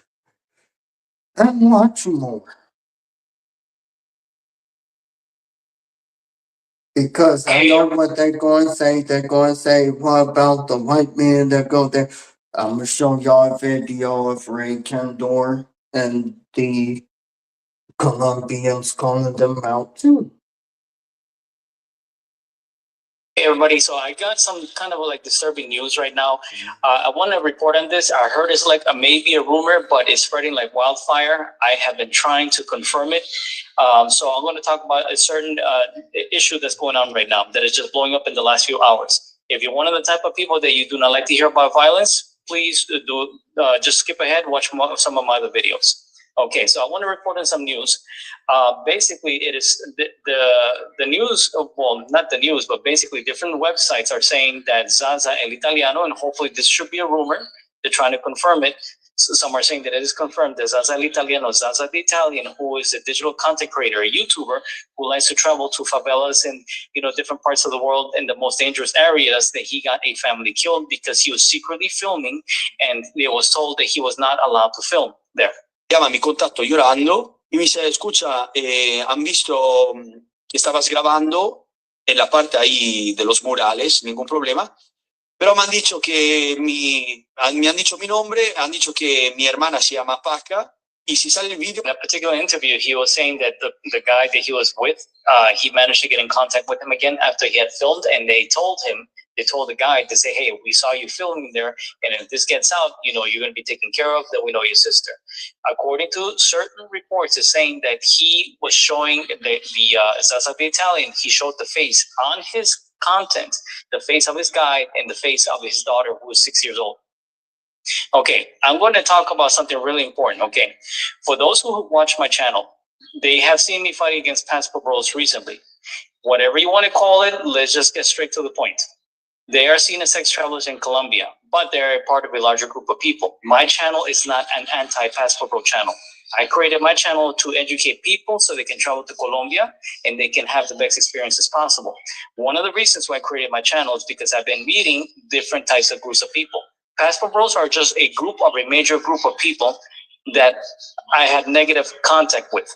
Expats, YouTube content creators, digital content creators on TikTok. Some of these people have been going to the worst parts of society in Colombia, okay, and doing things that they should not be doing that can get other people in trouble.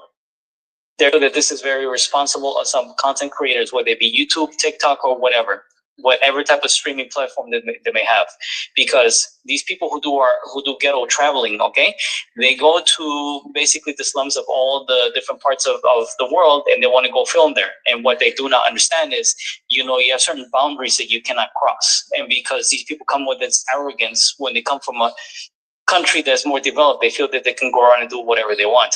They will hire the local guides, but sometimes these local guides cannot control the people that they're guiding. All right, and these people start filming things that they're not supposed to. Okay, everybody, so I got some.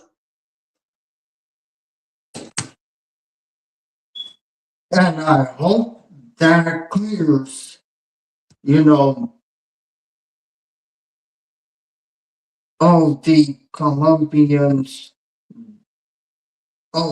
Colombians don't call out other races. They do. You are just stuck in your ego to not see.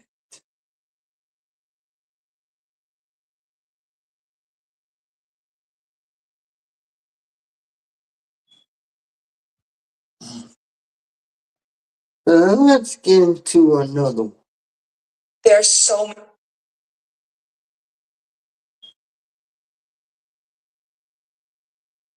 so many ignorance that I have to do this video. So Medellin can live perfectly without the foreigners. The tourism in Medellin is less than 5 years. You have to know and understand that. We're living perfectly without the tourism. Actually, the things were a lot better without it. Because now with the tourism, first of all, we're getting a lot of weirdos, losers coming here and turning the country as a bordel. And not only that, but also raising the prices for the locals. And the locals have to go forward and forward because they can no longer afford Medellin. So we don't need the tourism. And I saw a comment saying, oh, if they kick out the passport bros, if they kick out the sex tourists, so who is going to come here? Absolutely normal tourism will come to Medellin. Absolutely, yes. All of my clients are normal people that they want to get to know the culture, the history, the country as anywhere else, like normal tourism. I refuse and I will never attempt to do tours or absolutely nothing to passport bros or losers coming here for sex tourism. So I am a tour guide and I can say this freely because my customers are not like that and I don't want them. Something that you have to understand is that no one wants them. Passport bros, no one wants you. They don't want you in your country. They don't want you here in the third war. They don't want you anywhere. Go home or disappear from the fucking earth.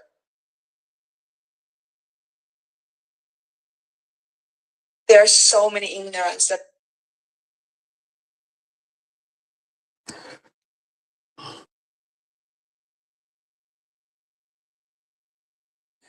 And that is coming from a Colombian woman.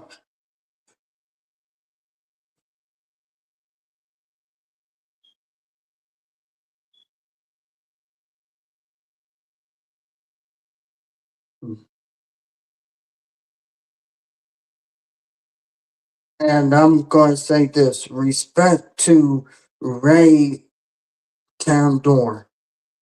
Respect to him for calling out, you know, respect for them to well, I'm going to say respect to him for calling out what the Colombian people are seeing. Respect to him, and also respect to the Colombian people who are standing up against these, these weirdos. Respect. Respect to them.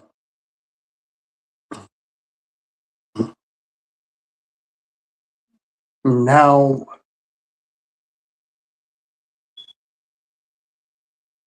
I'm going to show y'all another one.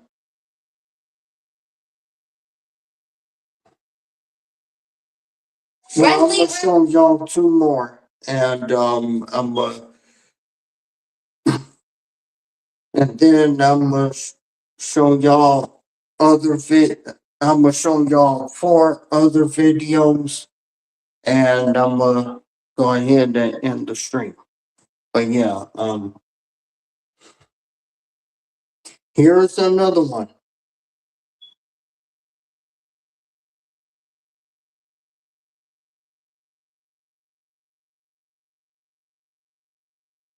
And this is one where it says preparing to debate hashtag. Yeah, preparing to debate. And it also says these are the people who passport bros and chill, chill capo are mad at. This man Ray Candor is funny. Reminder. Passport Brothers and Chill Cop were mad at some of the people in this picture. The Director General of Migration Colombia received a visit from the Ambassador of Mexico to Colombia. The Passport Brothers want to make you think that immigration is full of jealous xenophobic men that do not like to see foreigners happy, but the truth is these are women and men who want to promote safe tourism to protect the safety and welfare of Colombian women and children. Colombia is more than a park in Medellin or a club in Cartagena. We are many nations as one, and our country must be respected. If you cannot respect our land and traditions, you will be removed by government. Friendly reminder. That was a good video. And here's the last one.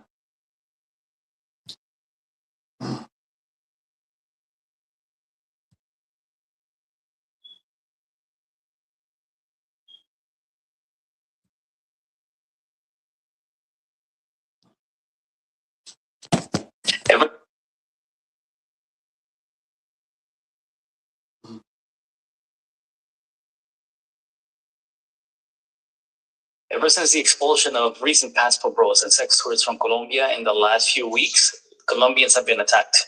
Many people are saying that Colombians are being racist or targeting a certain group of people. But did you know that the current vice president of Colombia is black? And she was also talking about against sexual tourism back in 2023 and 2024?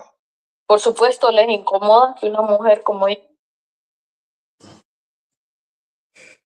I commend her for speaking out against the passport bros. I commend her because and because you ain't gonna find no one in the manosphere who's gonna speak out against them. So yeah, I commend her. Now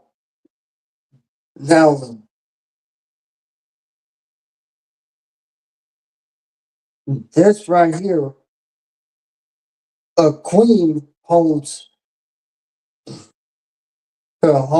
men accountable too.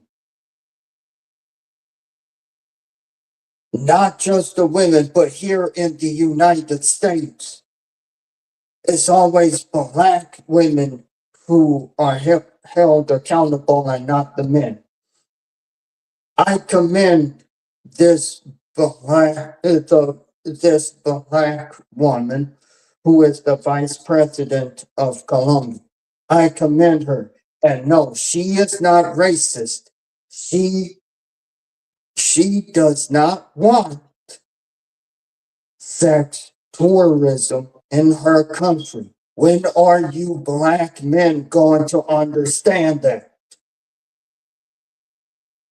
Y'all been getting away with a lot in the United States, and then you go ahead and take that behavior to another country. This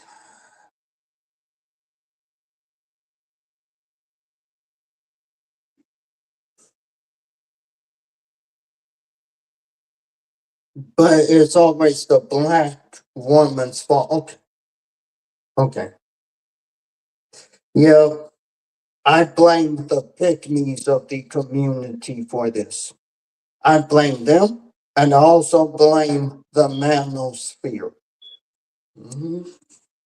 Yep. So let's go ahead and listen to what she has to say. And I'm going to read parts of what she's saying to everyone.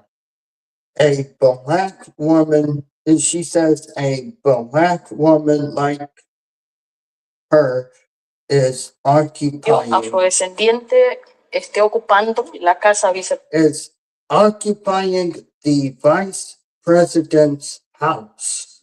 vicepresidencial con And she also says with her authentic, and she also says with her authenticity and with her identity. And her name is Francesa Marquez Mena, and she's the vice president of Colombia. And she's Black. And she is saying what Ray Candor and all of the Colombians are saying right now. mi autenticidad con mi identidad. Y hoy, no. And she says, and today, she really don't care. No me importa, yo voy con She goes around with her natural hair. cabello natural, donde yo quiero. Me hago lo Whenever she wants, she does her hair how she wants. Sí. I agree, her style is beautiful. But in the States, when it comes to the Black community, Black women don't have that luxury. It's always, oh, she should wear her natural hair. Yep, the African American community has double standards. It really does. It really does. Me visto como yo quiera, no me pongo a She also says she dressed how she wants. She said she doesn't pay attention to ver whether si a la élite acepta o no. you know, my list was, you know, she was saying what she was saying on the other caption. She says if the elite accepts it or not. La libertad implica Freedom means recognizing who reconocerme en mi ser. who she is. Yo no puedo estarle diciendo a la And she says she can't be telling somebody to fight for their gente que freedom. lucha por su libertad cuando mi propio cuerpo y mi propio her own body and her own being ser todavía están encadenados. are still in chains.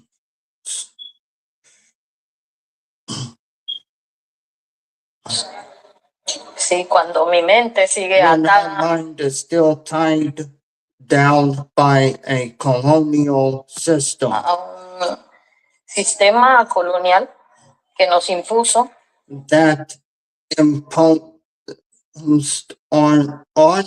that imposed on them, on the Colombian people, que lo negro es feo, that black is ugly, that black is que bad, lo negro es malo y que lo bonito es and that what is lo que no beautiful se parece a nosotros. is what doesn't look like them. Now, you can go and watch the full interview. There is a YouTube channel called at Belly of the Beast Cuba. And yeah.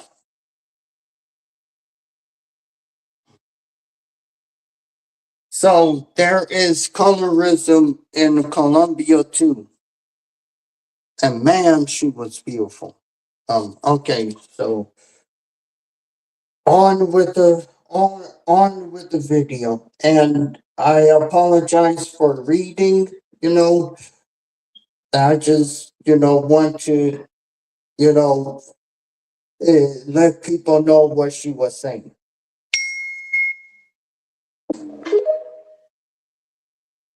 My friend says, you can see she's a proud black woman, so I don't want any, I know black jokes, okay? A proud black woman, and she claims that a lot of people were mad at her because of the fact that she made it up to the vice presidency, the vice president's office, and she's a black Colombian. By more than one article from 2023, 2024, saying that she does not want exploitation to Colombia. And she's saying that Colombia does not want to promote that type of tourism. Now, the irony is that white passport bros and black passport bros attack each other in my comment section. The white passport bros accuse me of being racist towards white people only, and they'll say that I only go after white passport bros. And the black passport bros tell me that I go after black people only, and that I'm being racist towards them. And then they throw each other on the bus, making racist comments towards each other in my comment section. In fact, if you go back to one of my videos, you actually had ones telling, well, why don't you go after the white men? They touch little kids.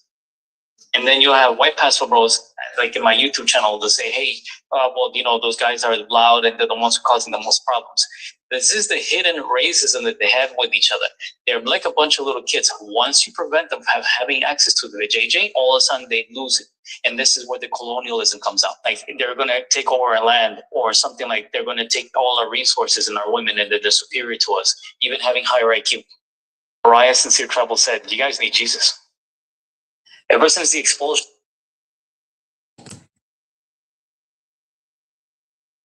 And once again, once again, they're right. They have every right to be mad at what the passport bros are doing. They have every right to be mad at them.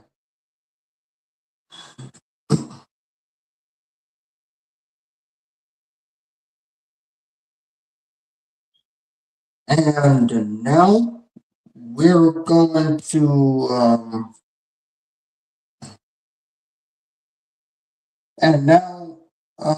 we're going to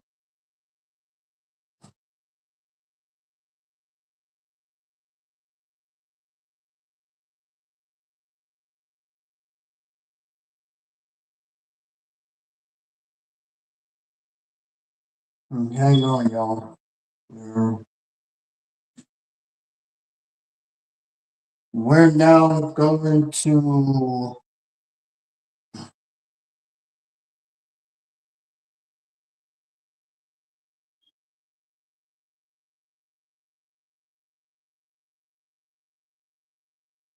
and here's the thing. There's going to be the black men who are going to look at this video and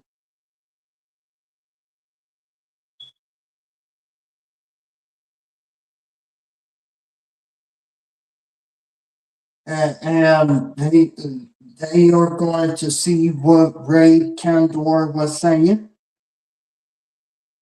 And I'm going to be like this.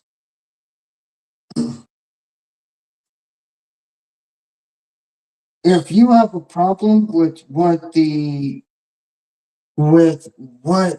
Colombian people are saying about the passport bros, maybe it's time the black men have a conversation. Maybe it's about time that maybe it never was, is to say maybe it never was the women, it was us. We changed. We want to do all these sexual stuff, and then we take it to another country. Now they're fighting back, and now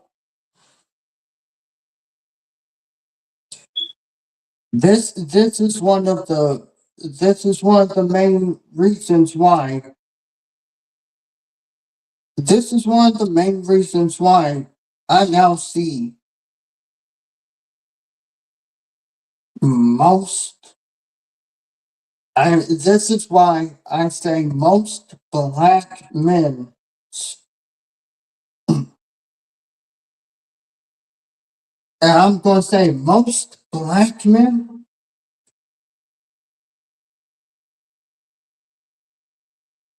they legitimately,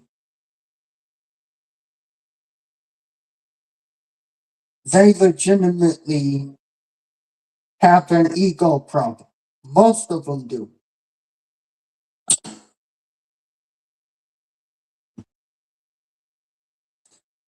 And like I said before, and I'll say it again, the black women who call black men kings are also responsible for this too.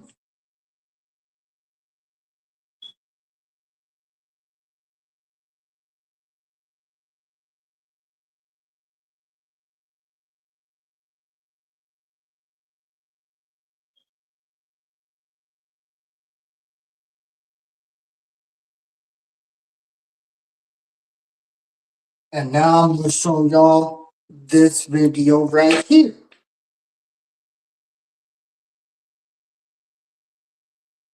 All right, guys, we have another murder of a young black woman that goes by the name of Alasia Franklin.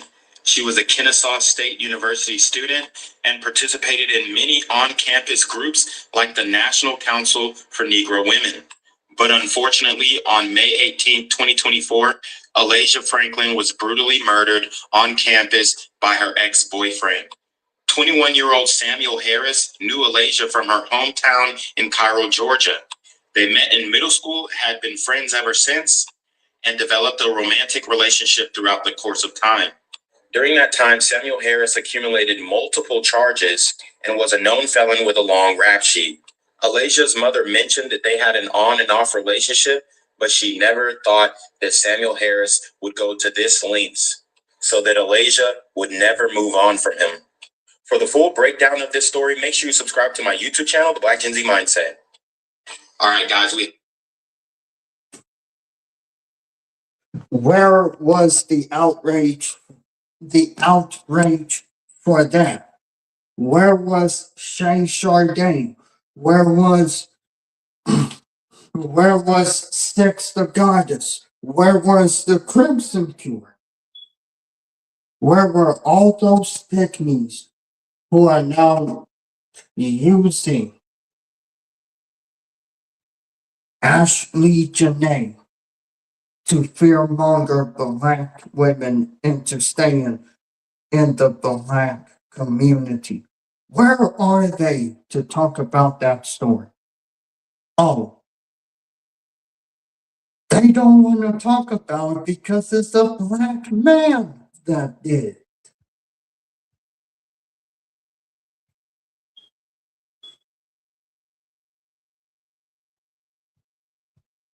This is just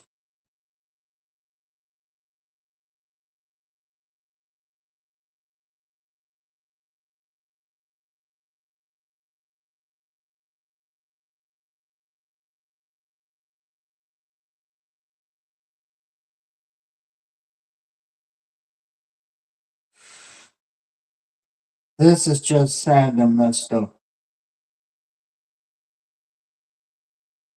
And Ashley Janae was right. She was. And if you have a problem with it, then finally have a discussion about the behavior of black men. But y'all ain't going to do that. It's always, oh, it's the white man and all that. Man, I'm getting sick and tired of the excuses. I really am. But yeah,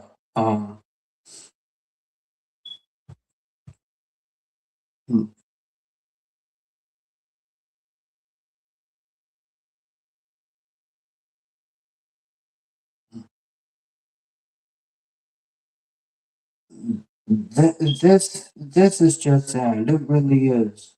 Um,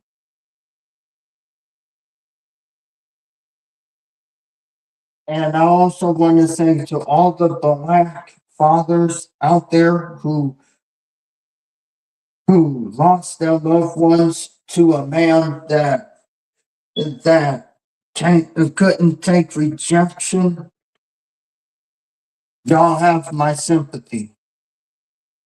And I think it's time that, here's the thing, I think it's time we fight back against the manosphere and the pygmies of the community, because the pygmies, whether you want to admit or not, they're also the problem.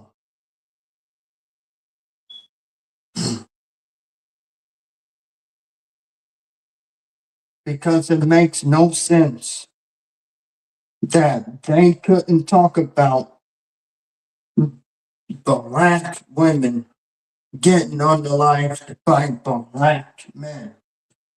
And when if they do it, they decide to victim blame the victim. That's what black women who decided to leave the black community have been saying for years. Black men are coddled.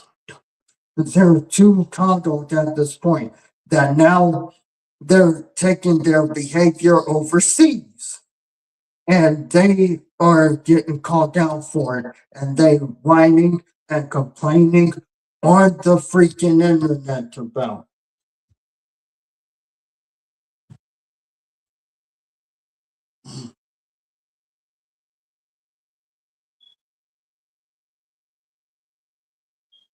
Like I said, to the men who have daughters that have their lives taken by the men within the community, it's time to stand up against the manosphere, and it's time to stand up against the pygmies. It's time to call them out, and it's time to tell them to stop calling black men kings. It's time. If we don't do it, then more black women will have their lives taken within the black community. It's time.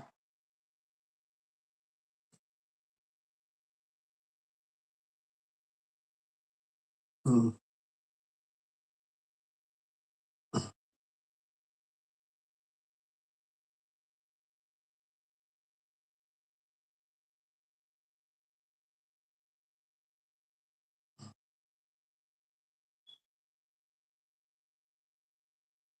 And and like I'm saying,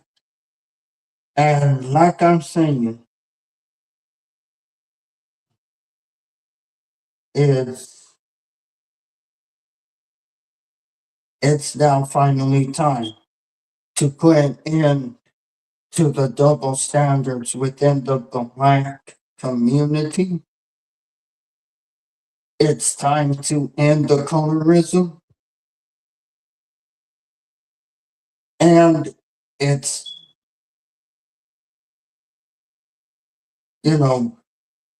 it's time to end all of that. No more protecting the. Matter of fact, hold on. Let me find the video because this also goes into another video that I found. Let me go ahead and hang on, y'all. Let me go ahead and find that video real quick.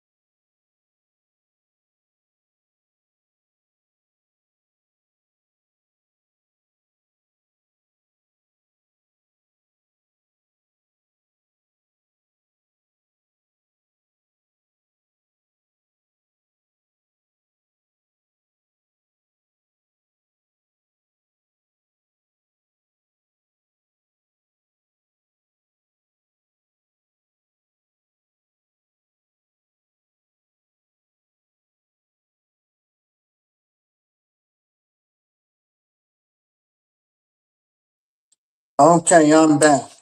I don't know if y'all seen this story yet, or maybe it'll pop up on your YouTube feed. But the former lieutenant governor of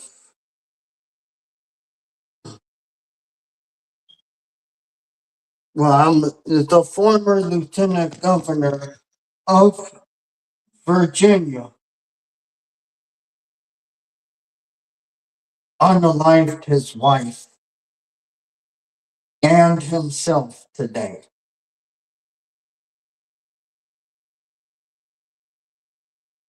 Yeah, that happened today.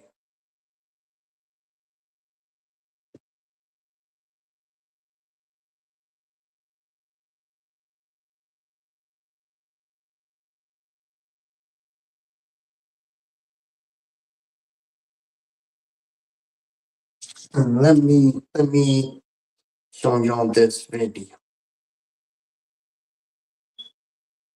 Virginia, Fairfax County police say that former Lieutenant Governor Justin Fairfax shot and killed his wife and himself in what appears to be a murder-suicide. Fairfax's children were in the house at the time. One of them was the 911 caller. Police say the shooting appears to be related to an ongoing domestic dispute between the couple, who are undergoing what they described as a messy divorce and still live together. Former Lieutenant Governor Justin Fairfax shot and killed his wife inside of their home and then shot and killed himself. I know he was served some paperwork recently. Apparently, the paperwork indicated when he was next to appear in court. That may have been a spark And detectives will figure that out. That led to this tragedy here. Again, a mother shot and killed, taken from her children, and then he takes his own life. Police are continuing to investigate. Fairfax, once a rising political star, served as lieutenant governor from 2018 to 2022. We will bring you more as we learn it. We thank you for watching, and remember, stay updated.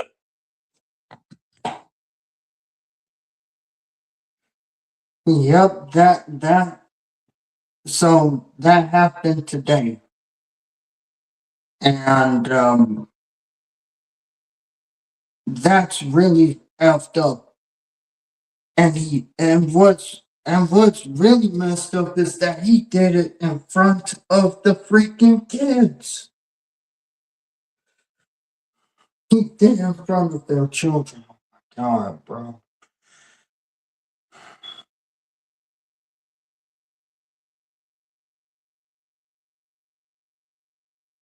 In front of the kids.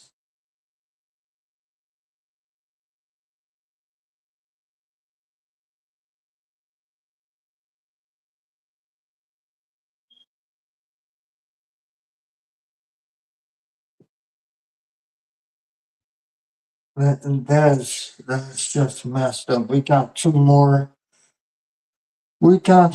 left.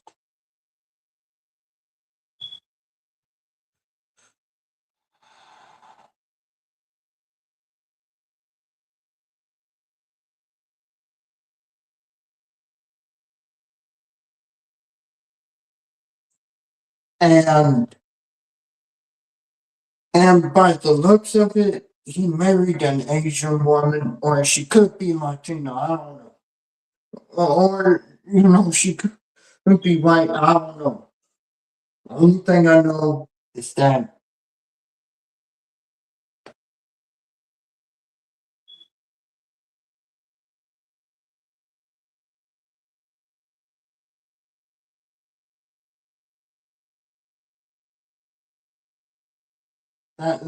that's just messed up. It really is. It's really just messed up.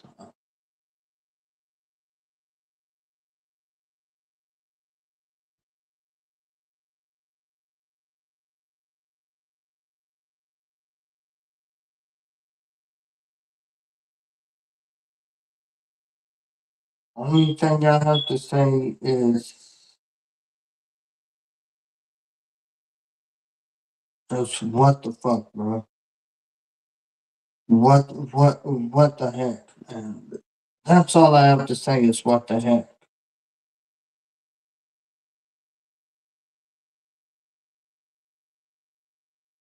And now we gonna go into this right here.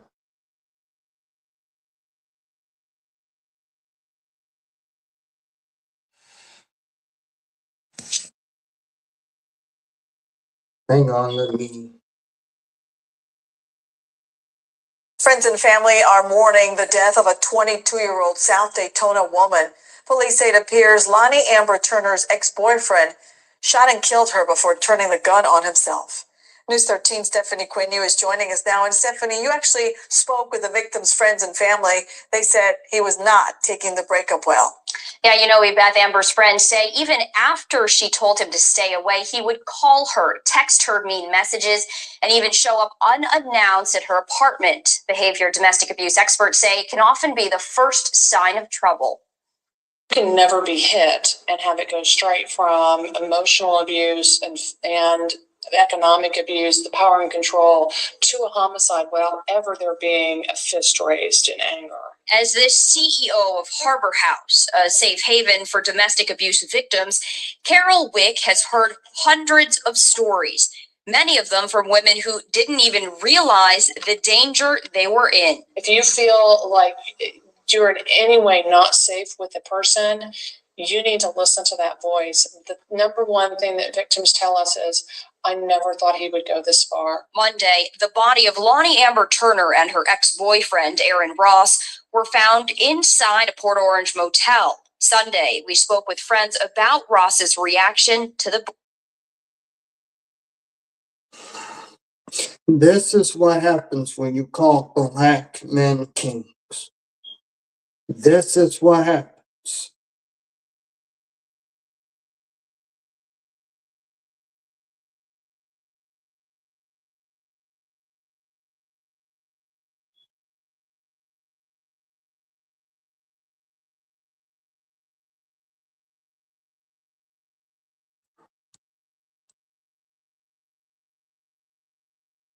Breakup.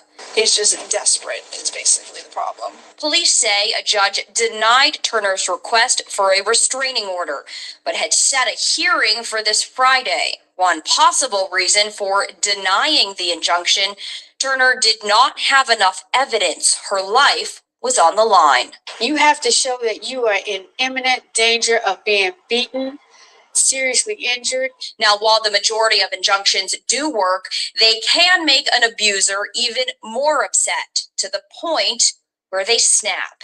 It intensifies the danger that she's in, and she's more likely to be either killed or seriously harmed. Langston says a judge must hear a case at most 15 days after the injunction is filed. The court has to notify both parties. You have to understand that both individuals have certain rights. Now, even if you're not in an abusive relationship, experts say it's always a good idea to have a safety plan. How would you escape a dangerous person? Where would you go? How would you get to a foe? Now, experts suggest making a plan for places like your home and work. Experts also say 98% of all victims never spoke with a domestic abuse advocate. So if you do know someone who is in a bad relationship, call a hotline and hand the phone over to your loved ones. They say the most important thing is to talk with someone and let them know what's going on. We also have a lot more information on where you can get help, the help hotline number, and how to file an injunction. You can just log on to our website, cfnews13.com. Ebeth. News 13, Stephanie Quinney reporting. Great.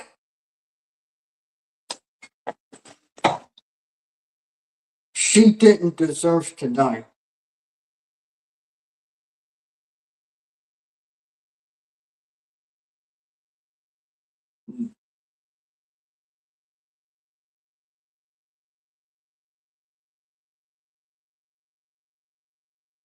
She didn't deserve to die.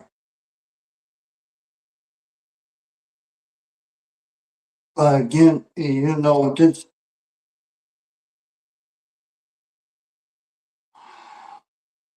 if a woman breaks up with you, that doesn't give you the right to take her life. But because black women keep calling black men kings, they think that they're owed, you know, something. And that is the problem with calling the black men kings. That's why I said calling black men kings was the dumbest thing that the black community has ever done.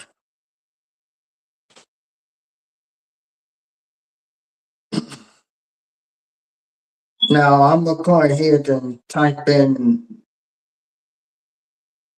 I'm gonna go ahead and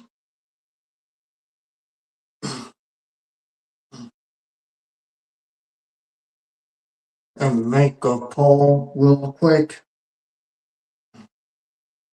I'm gonna make a poll for this live chat, and I'm gonna also put one in in my post, and it's going to be called, "Do you think calling the black men kings helped or destroyed the community?" And I'm gonna do it right here, right now. Let's see.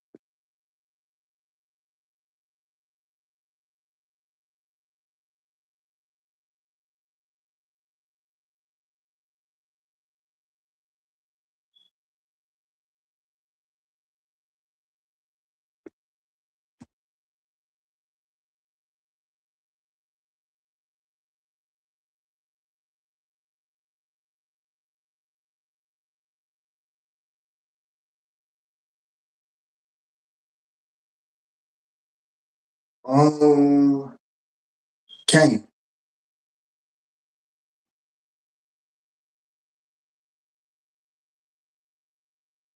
Here's the poll. It says, do you think calling black men kings helped or destroyed the community? And that right there is the poll.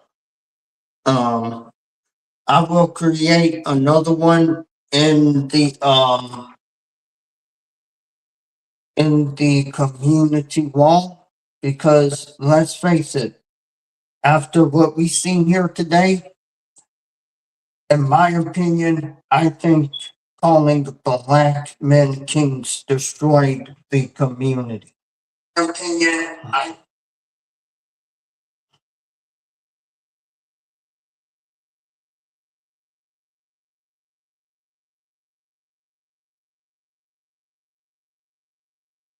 again, I'm gonna show it again.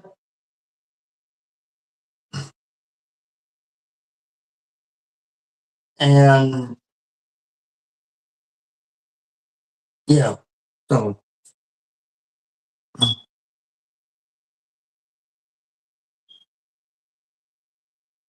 but yeah, again,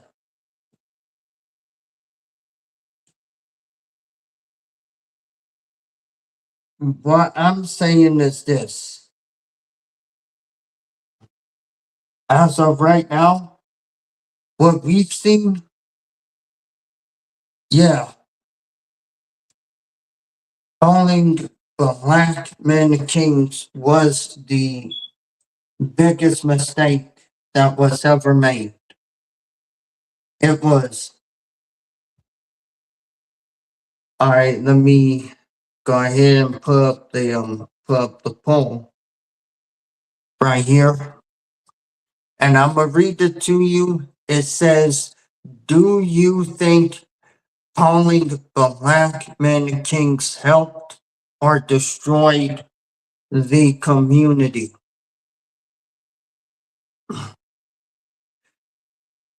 Type in, and these are the choices. 1 is yes, 2 is no, and 3 is, maybe. But again, I think it does. I'm really starting to think that it does, because after after what I showed y'all today, you can't tell me that it doesn't. You can't.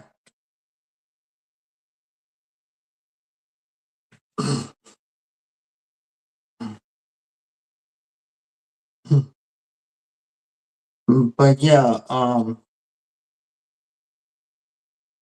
that third video, that was sad. Um, and to the mother of the white woman that the black man took off took decided to take her life and then end his life. Y'all have my condolences.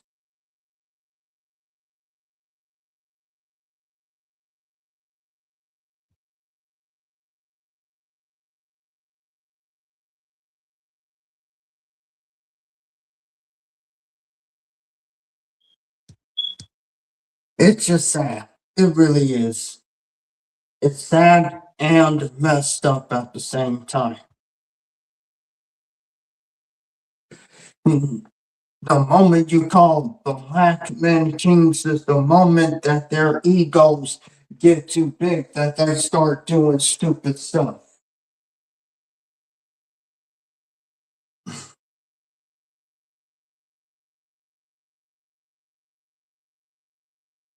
it really is messed up. And what I'm about to show y'all next, and here's the thing, right down doors, it says, you know, passport bros and you know, they are doing this and that to their women. I'm gonna show y'all a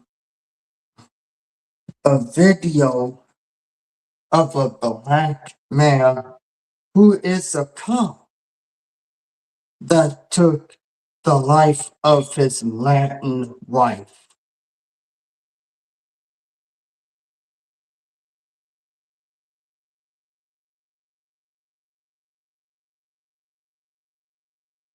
And here it is.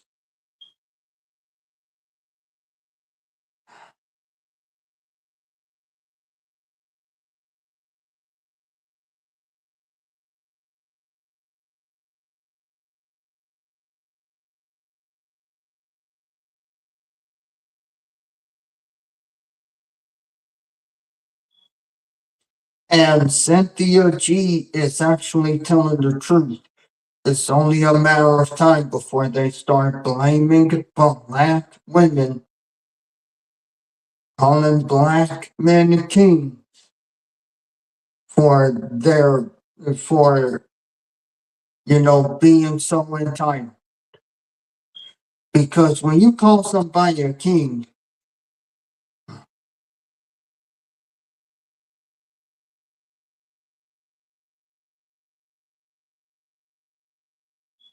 one of these days, they are going to show their entitlement.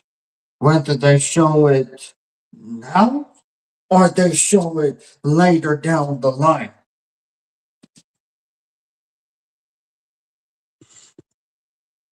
Now I'm gonna go ahead, I'm gonna show y'all this real quick. Niagara County. That is according to Lewiston's police chief. Good evening. I'm Cordy. A Buffalo police officer is facing a second-degree murder charge in connection to the homicide of his wife in Niagara County. That is according to Lewiston's police chief. Good evening. I'm Cordy Courtwright. We are following this top story tonight at 6, and we want to get right over to Two on Your Sides, Nate Mills. So, Nate, what is the latest at this 6 o'clock hour? Yeah, Courtney, Lewiston police officers were called to a home in Buffalo on Buffalo Street in Sanborn last night for a welfare check. Inside, they say they found 35-year-old Alexis Scocellis deceased. Authorities say her husband, 53-year-old Lance Woods, an off-duty Buffalo police officer, was later taken into custody during a traffic stop in Amherst. Spokesperson for Buffalo Police is confirming Woods was also a school resource officer. Investigators say Woods lived at this home with the victim and their 2 young children. Police say the children are safe and in the care of relatives. Multiple agencies assisted in the investigation, and Buffalo Mayor Sean Ryan says the state attorney general's office will likely step in to investigate as well. If charges are filed, a whole different system kicks in because the New York State Attorney General's office is the one who comes in for the next step of this. As all cases where there's been a shooting and a loss of life, whether police officers on duty or off duty, is handled by the New York State Attorney General. Lewiston Police Chief Michael Salata says they were able to take Woods into custody safely. Obviously, it always heightens our alertness when it's someone who knows our tactics and knows our investigative ways. And we did, with our partner agencies and everyone on scene did a fantastic job in ensuring a safe ending to this in terms of the apprehension. Woods is being held at the Niagara County Jail and is waiting for his arraignment. Authorities say the investigation remains ongoing. We'll provide new updates as soon as we get them. We have also reached out to the State Attorney General for more information, which we will have at 11. On your side, Nate Mills, Channel 2 News. Meet Steve.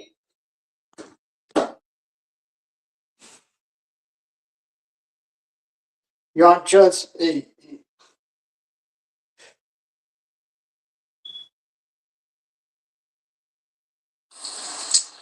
Thank you for being here.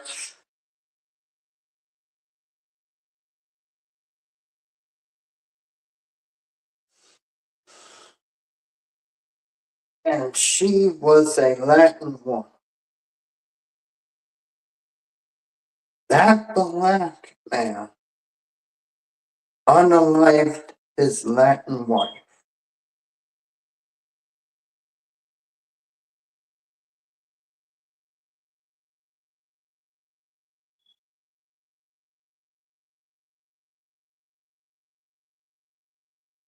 Sex the goddess.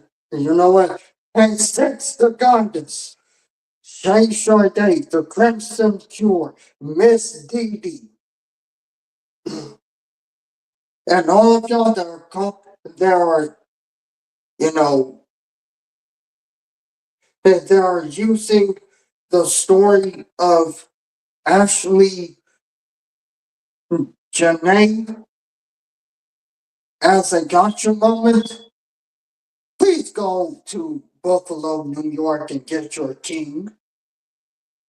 Please go and get him because as of right now, the Latin people in Colombia, they're sick, they're getting sick and tired of the passport bro, including black men who are passport bros. Black women who've seen stories of black men who unalive other black women, not just black women, but black girls and children. They're getting sick of it. Let's see what else. And you know what? Pretty soon, the white women will get sick of it. The sensible white women will get sick of it. And the Latin women will get sick of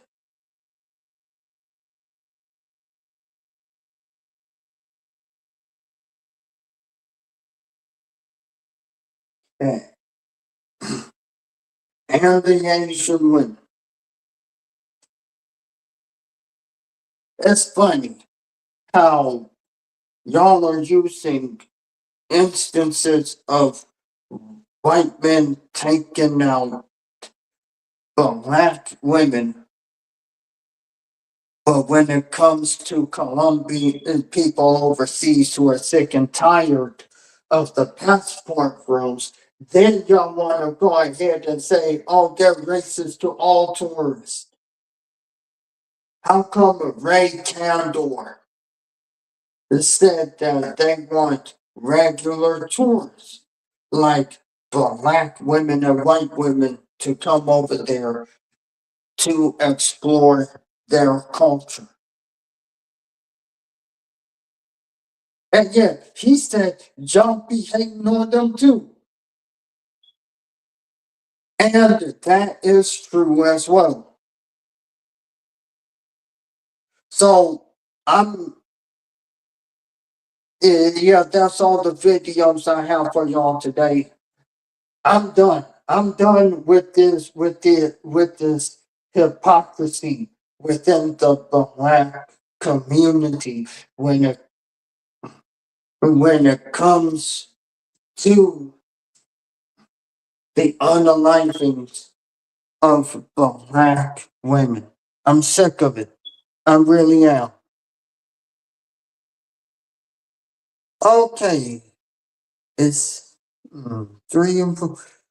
Dang, so 3 people agree that calling black men kings, you know, I'm working on the poll thing. This is my first time creating a poll during a live stream, but I'm working on it. I'm getting there. I'm working. I'm working on it. I'm getting there. But yeah, Yeah, the hypocrisy needs to stop. It really does. Because the Colombians, they're getting tired of black men who come there for SEX tourism. Now they don't have no problem with the black men who are married coming over to Colombia and experiencing their culture. They're eyeing the single black men because sooner or later they're going to think that you are a sex tourist. And again, the entitlement will be the black man's downfall.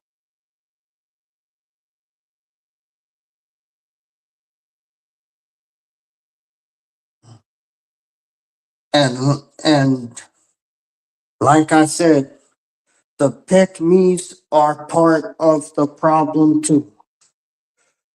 You know, but yeah, it is what it is. Like I said, here's the link to Ray Candor's channel if you want to go over there and show him support for standing up against the passport bros, make sure to show him and the Colombians who are fighting against sex tourism. Make sure to go and support them.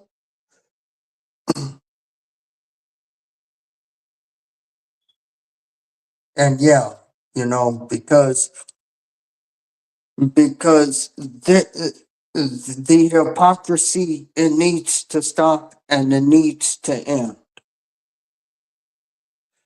I want to thank y'all for coming to the live stream today.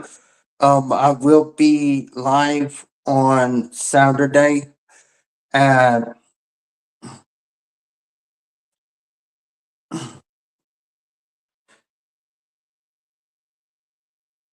I will be live on Saturday at 3 p.m. for the Case Stories Part 4. That and in that we're going to be talking about the 1982 sheep flat Jane Doe. Yeah, I'm getting into the Jane Doe cases. So yeah, that's what we're gonna be talking about on Saturday. Again, I want to thank y'all for coming to the live stream. Make sure to like the video. If you want to, you can leave a comment and share the live stream and also subscribe to the channel. Make sure you're notified whenever I go live. And until next time, love, peace, and happiness. Make sure you call your loved ones, tell them you love them, and make sure to check up on them, you know, every day. Because you never know when your loved one may lose his or her life. Well, I would say you never know when your loved one will lose her life because of an entitled man of any race, but mainly black men will take her life. It's time to end the hypocrisy of the black men and the mammies who helped with the, with their with their hypocrisy too. It's time to fight back. Anyone who lost their mothers or aunties or grandmas or cousins or anything, it's time to fight back against the pick-me-shows of the community, and it's time to fight back against the manosphere. Well, I would call them red pill dudes. It's time to fight back against the red pill dudes. And with that, I will see y'all on Saturday. Love, peace, and happiness. And until next time, peace.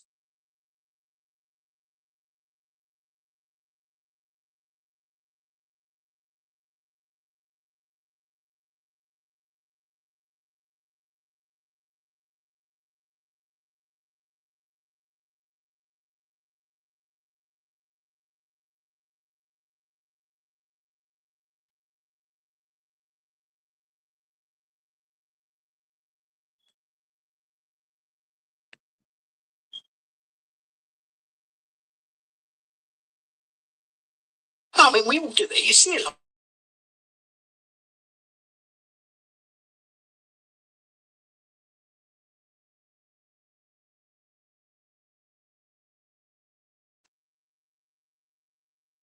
Hey, he wants to get his girlfriend. Go get his girlfriend. Hey, and now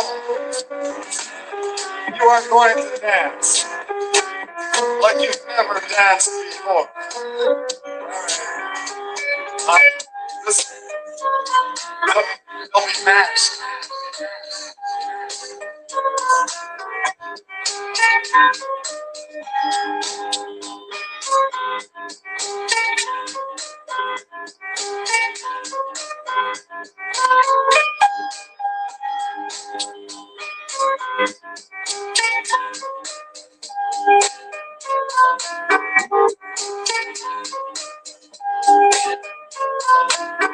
Don't be matched.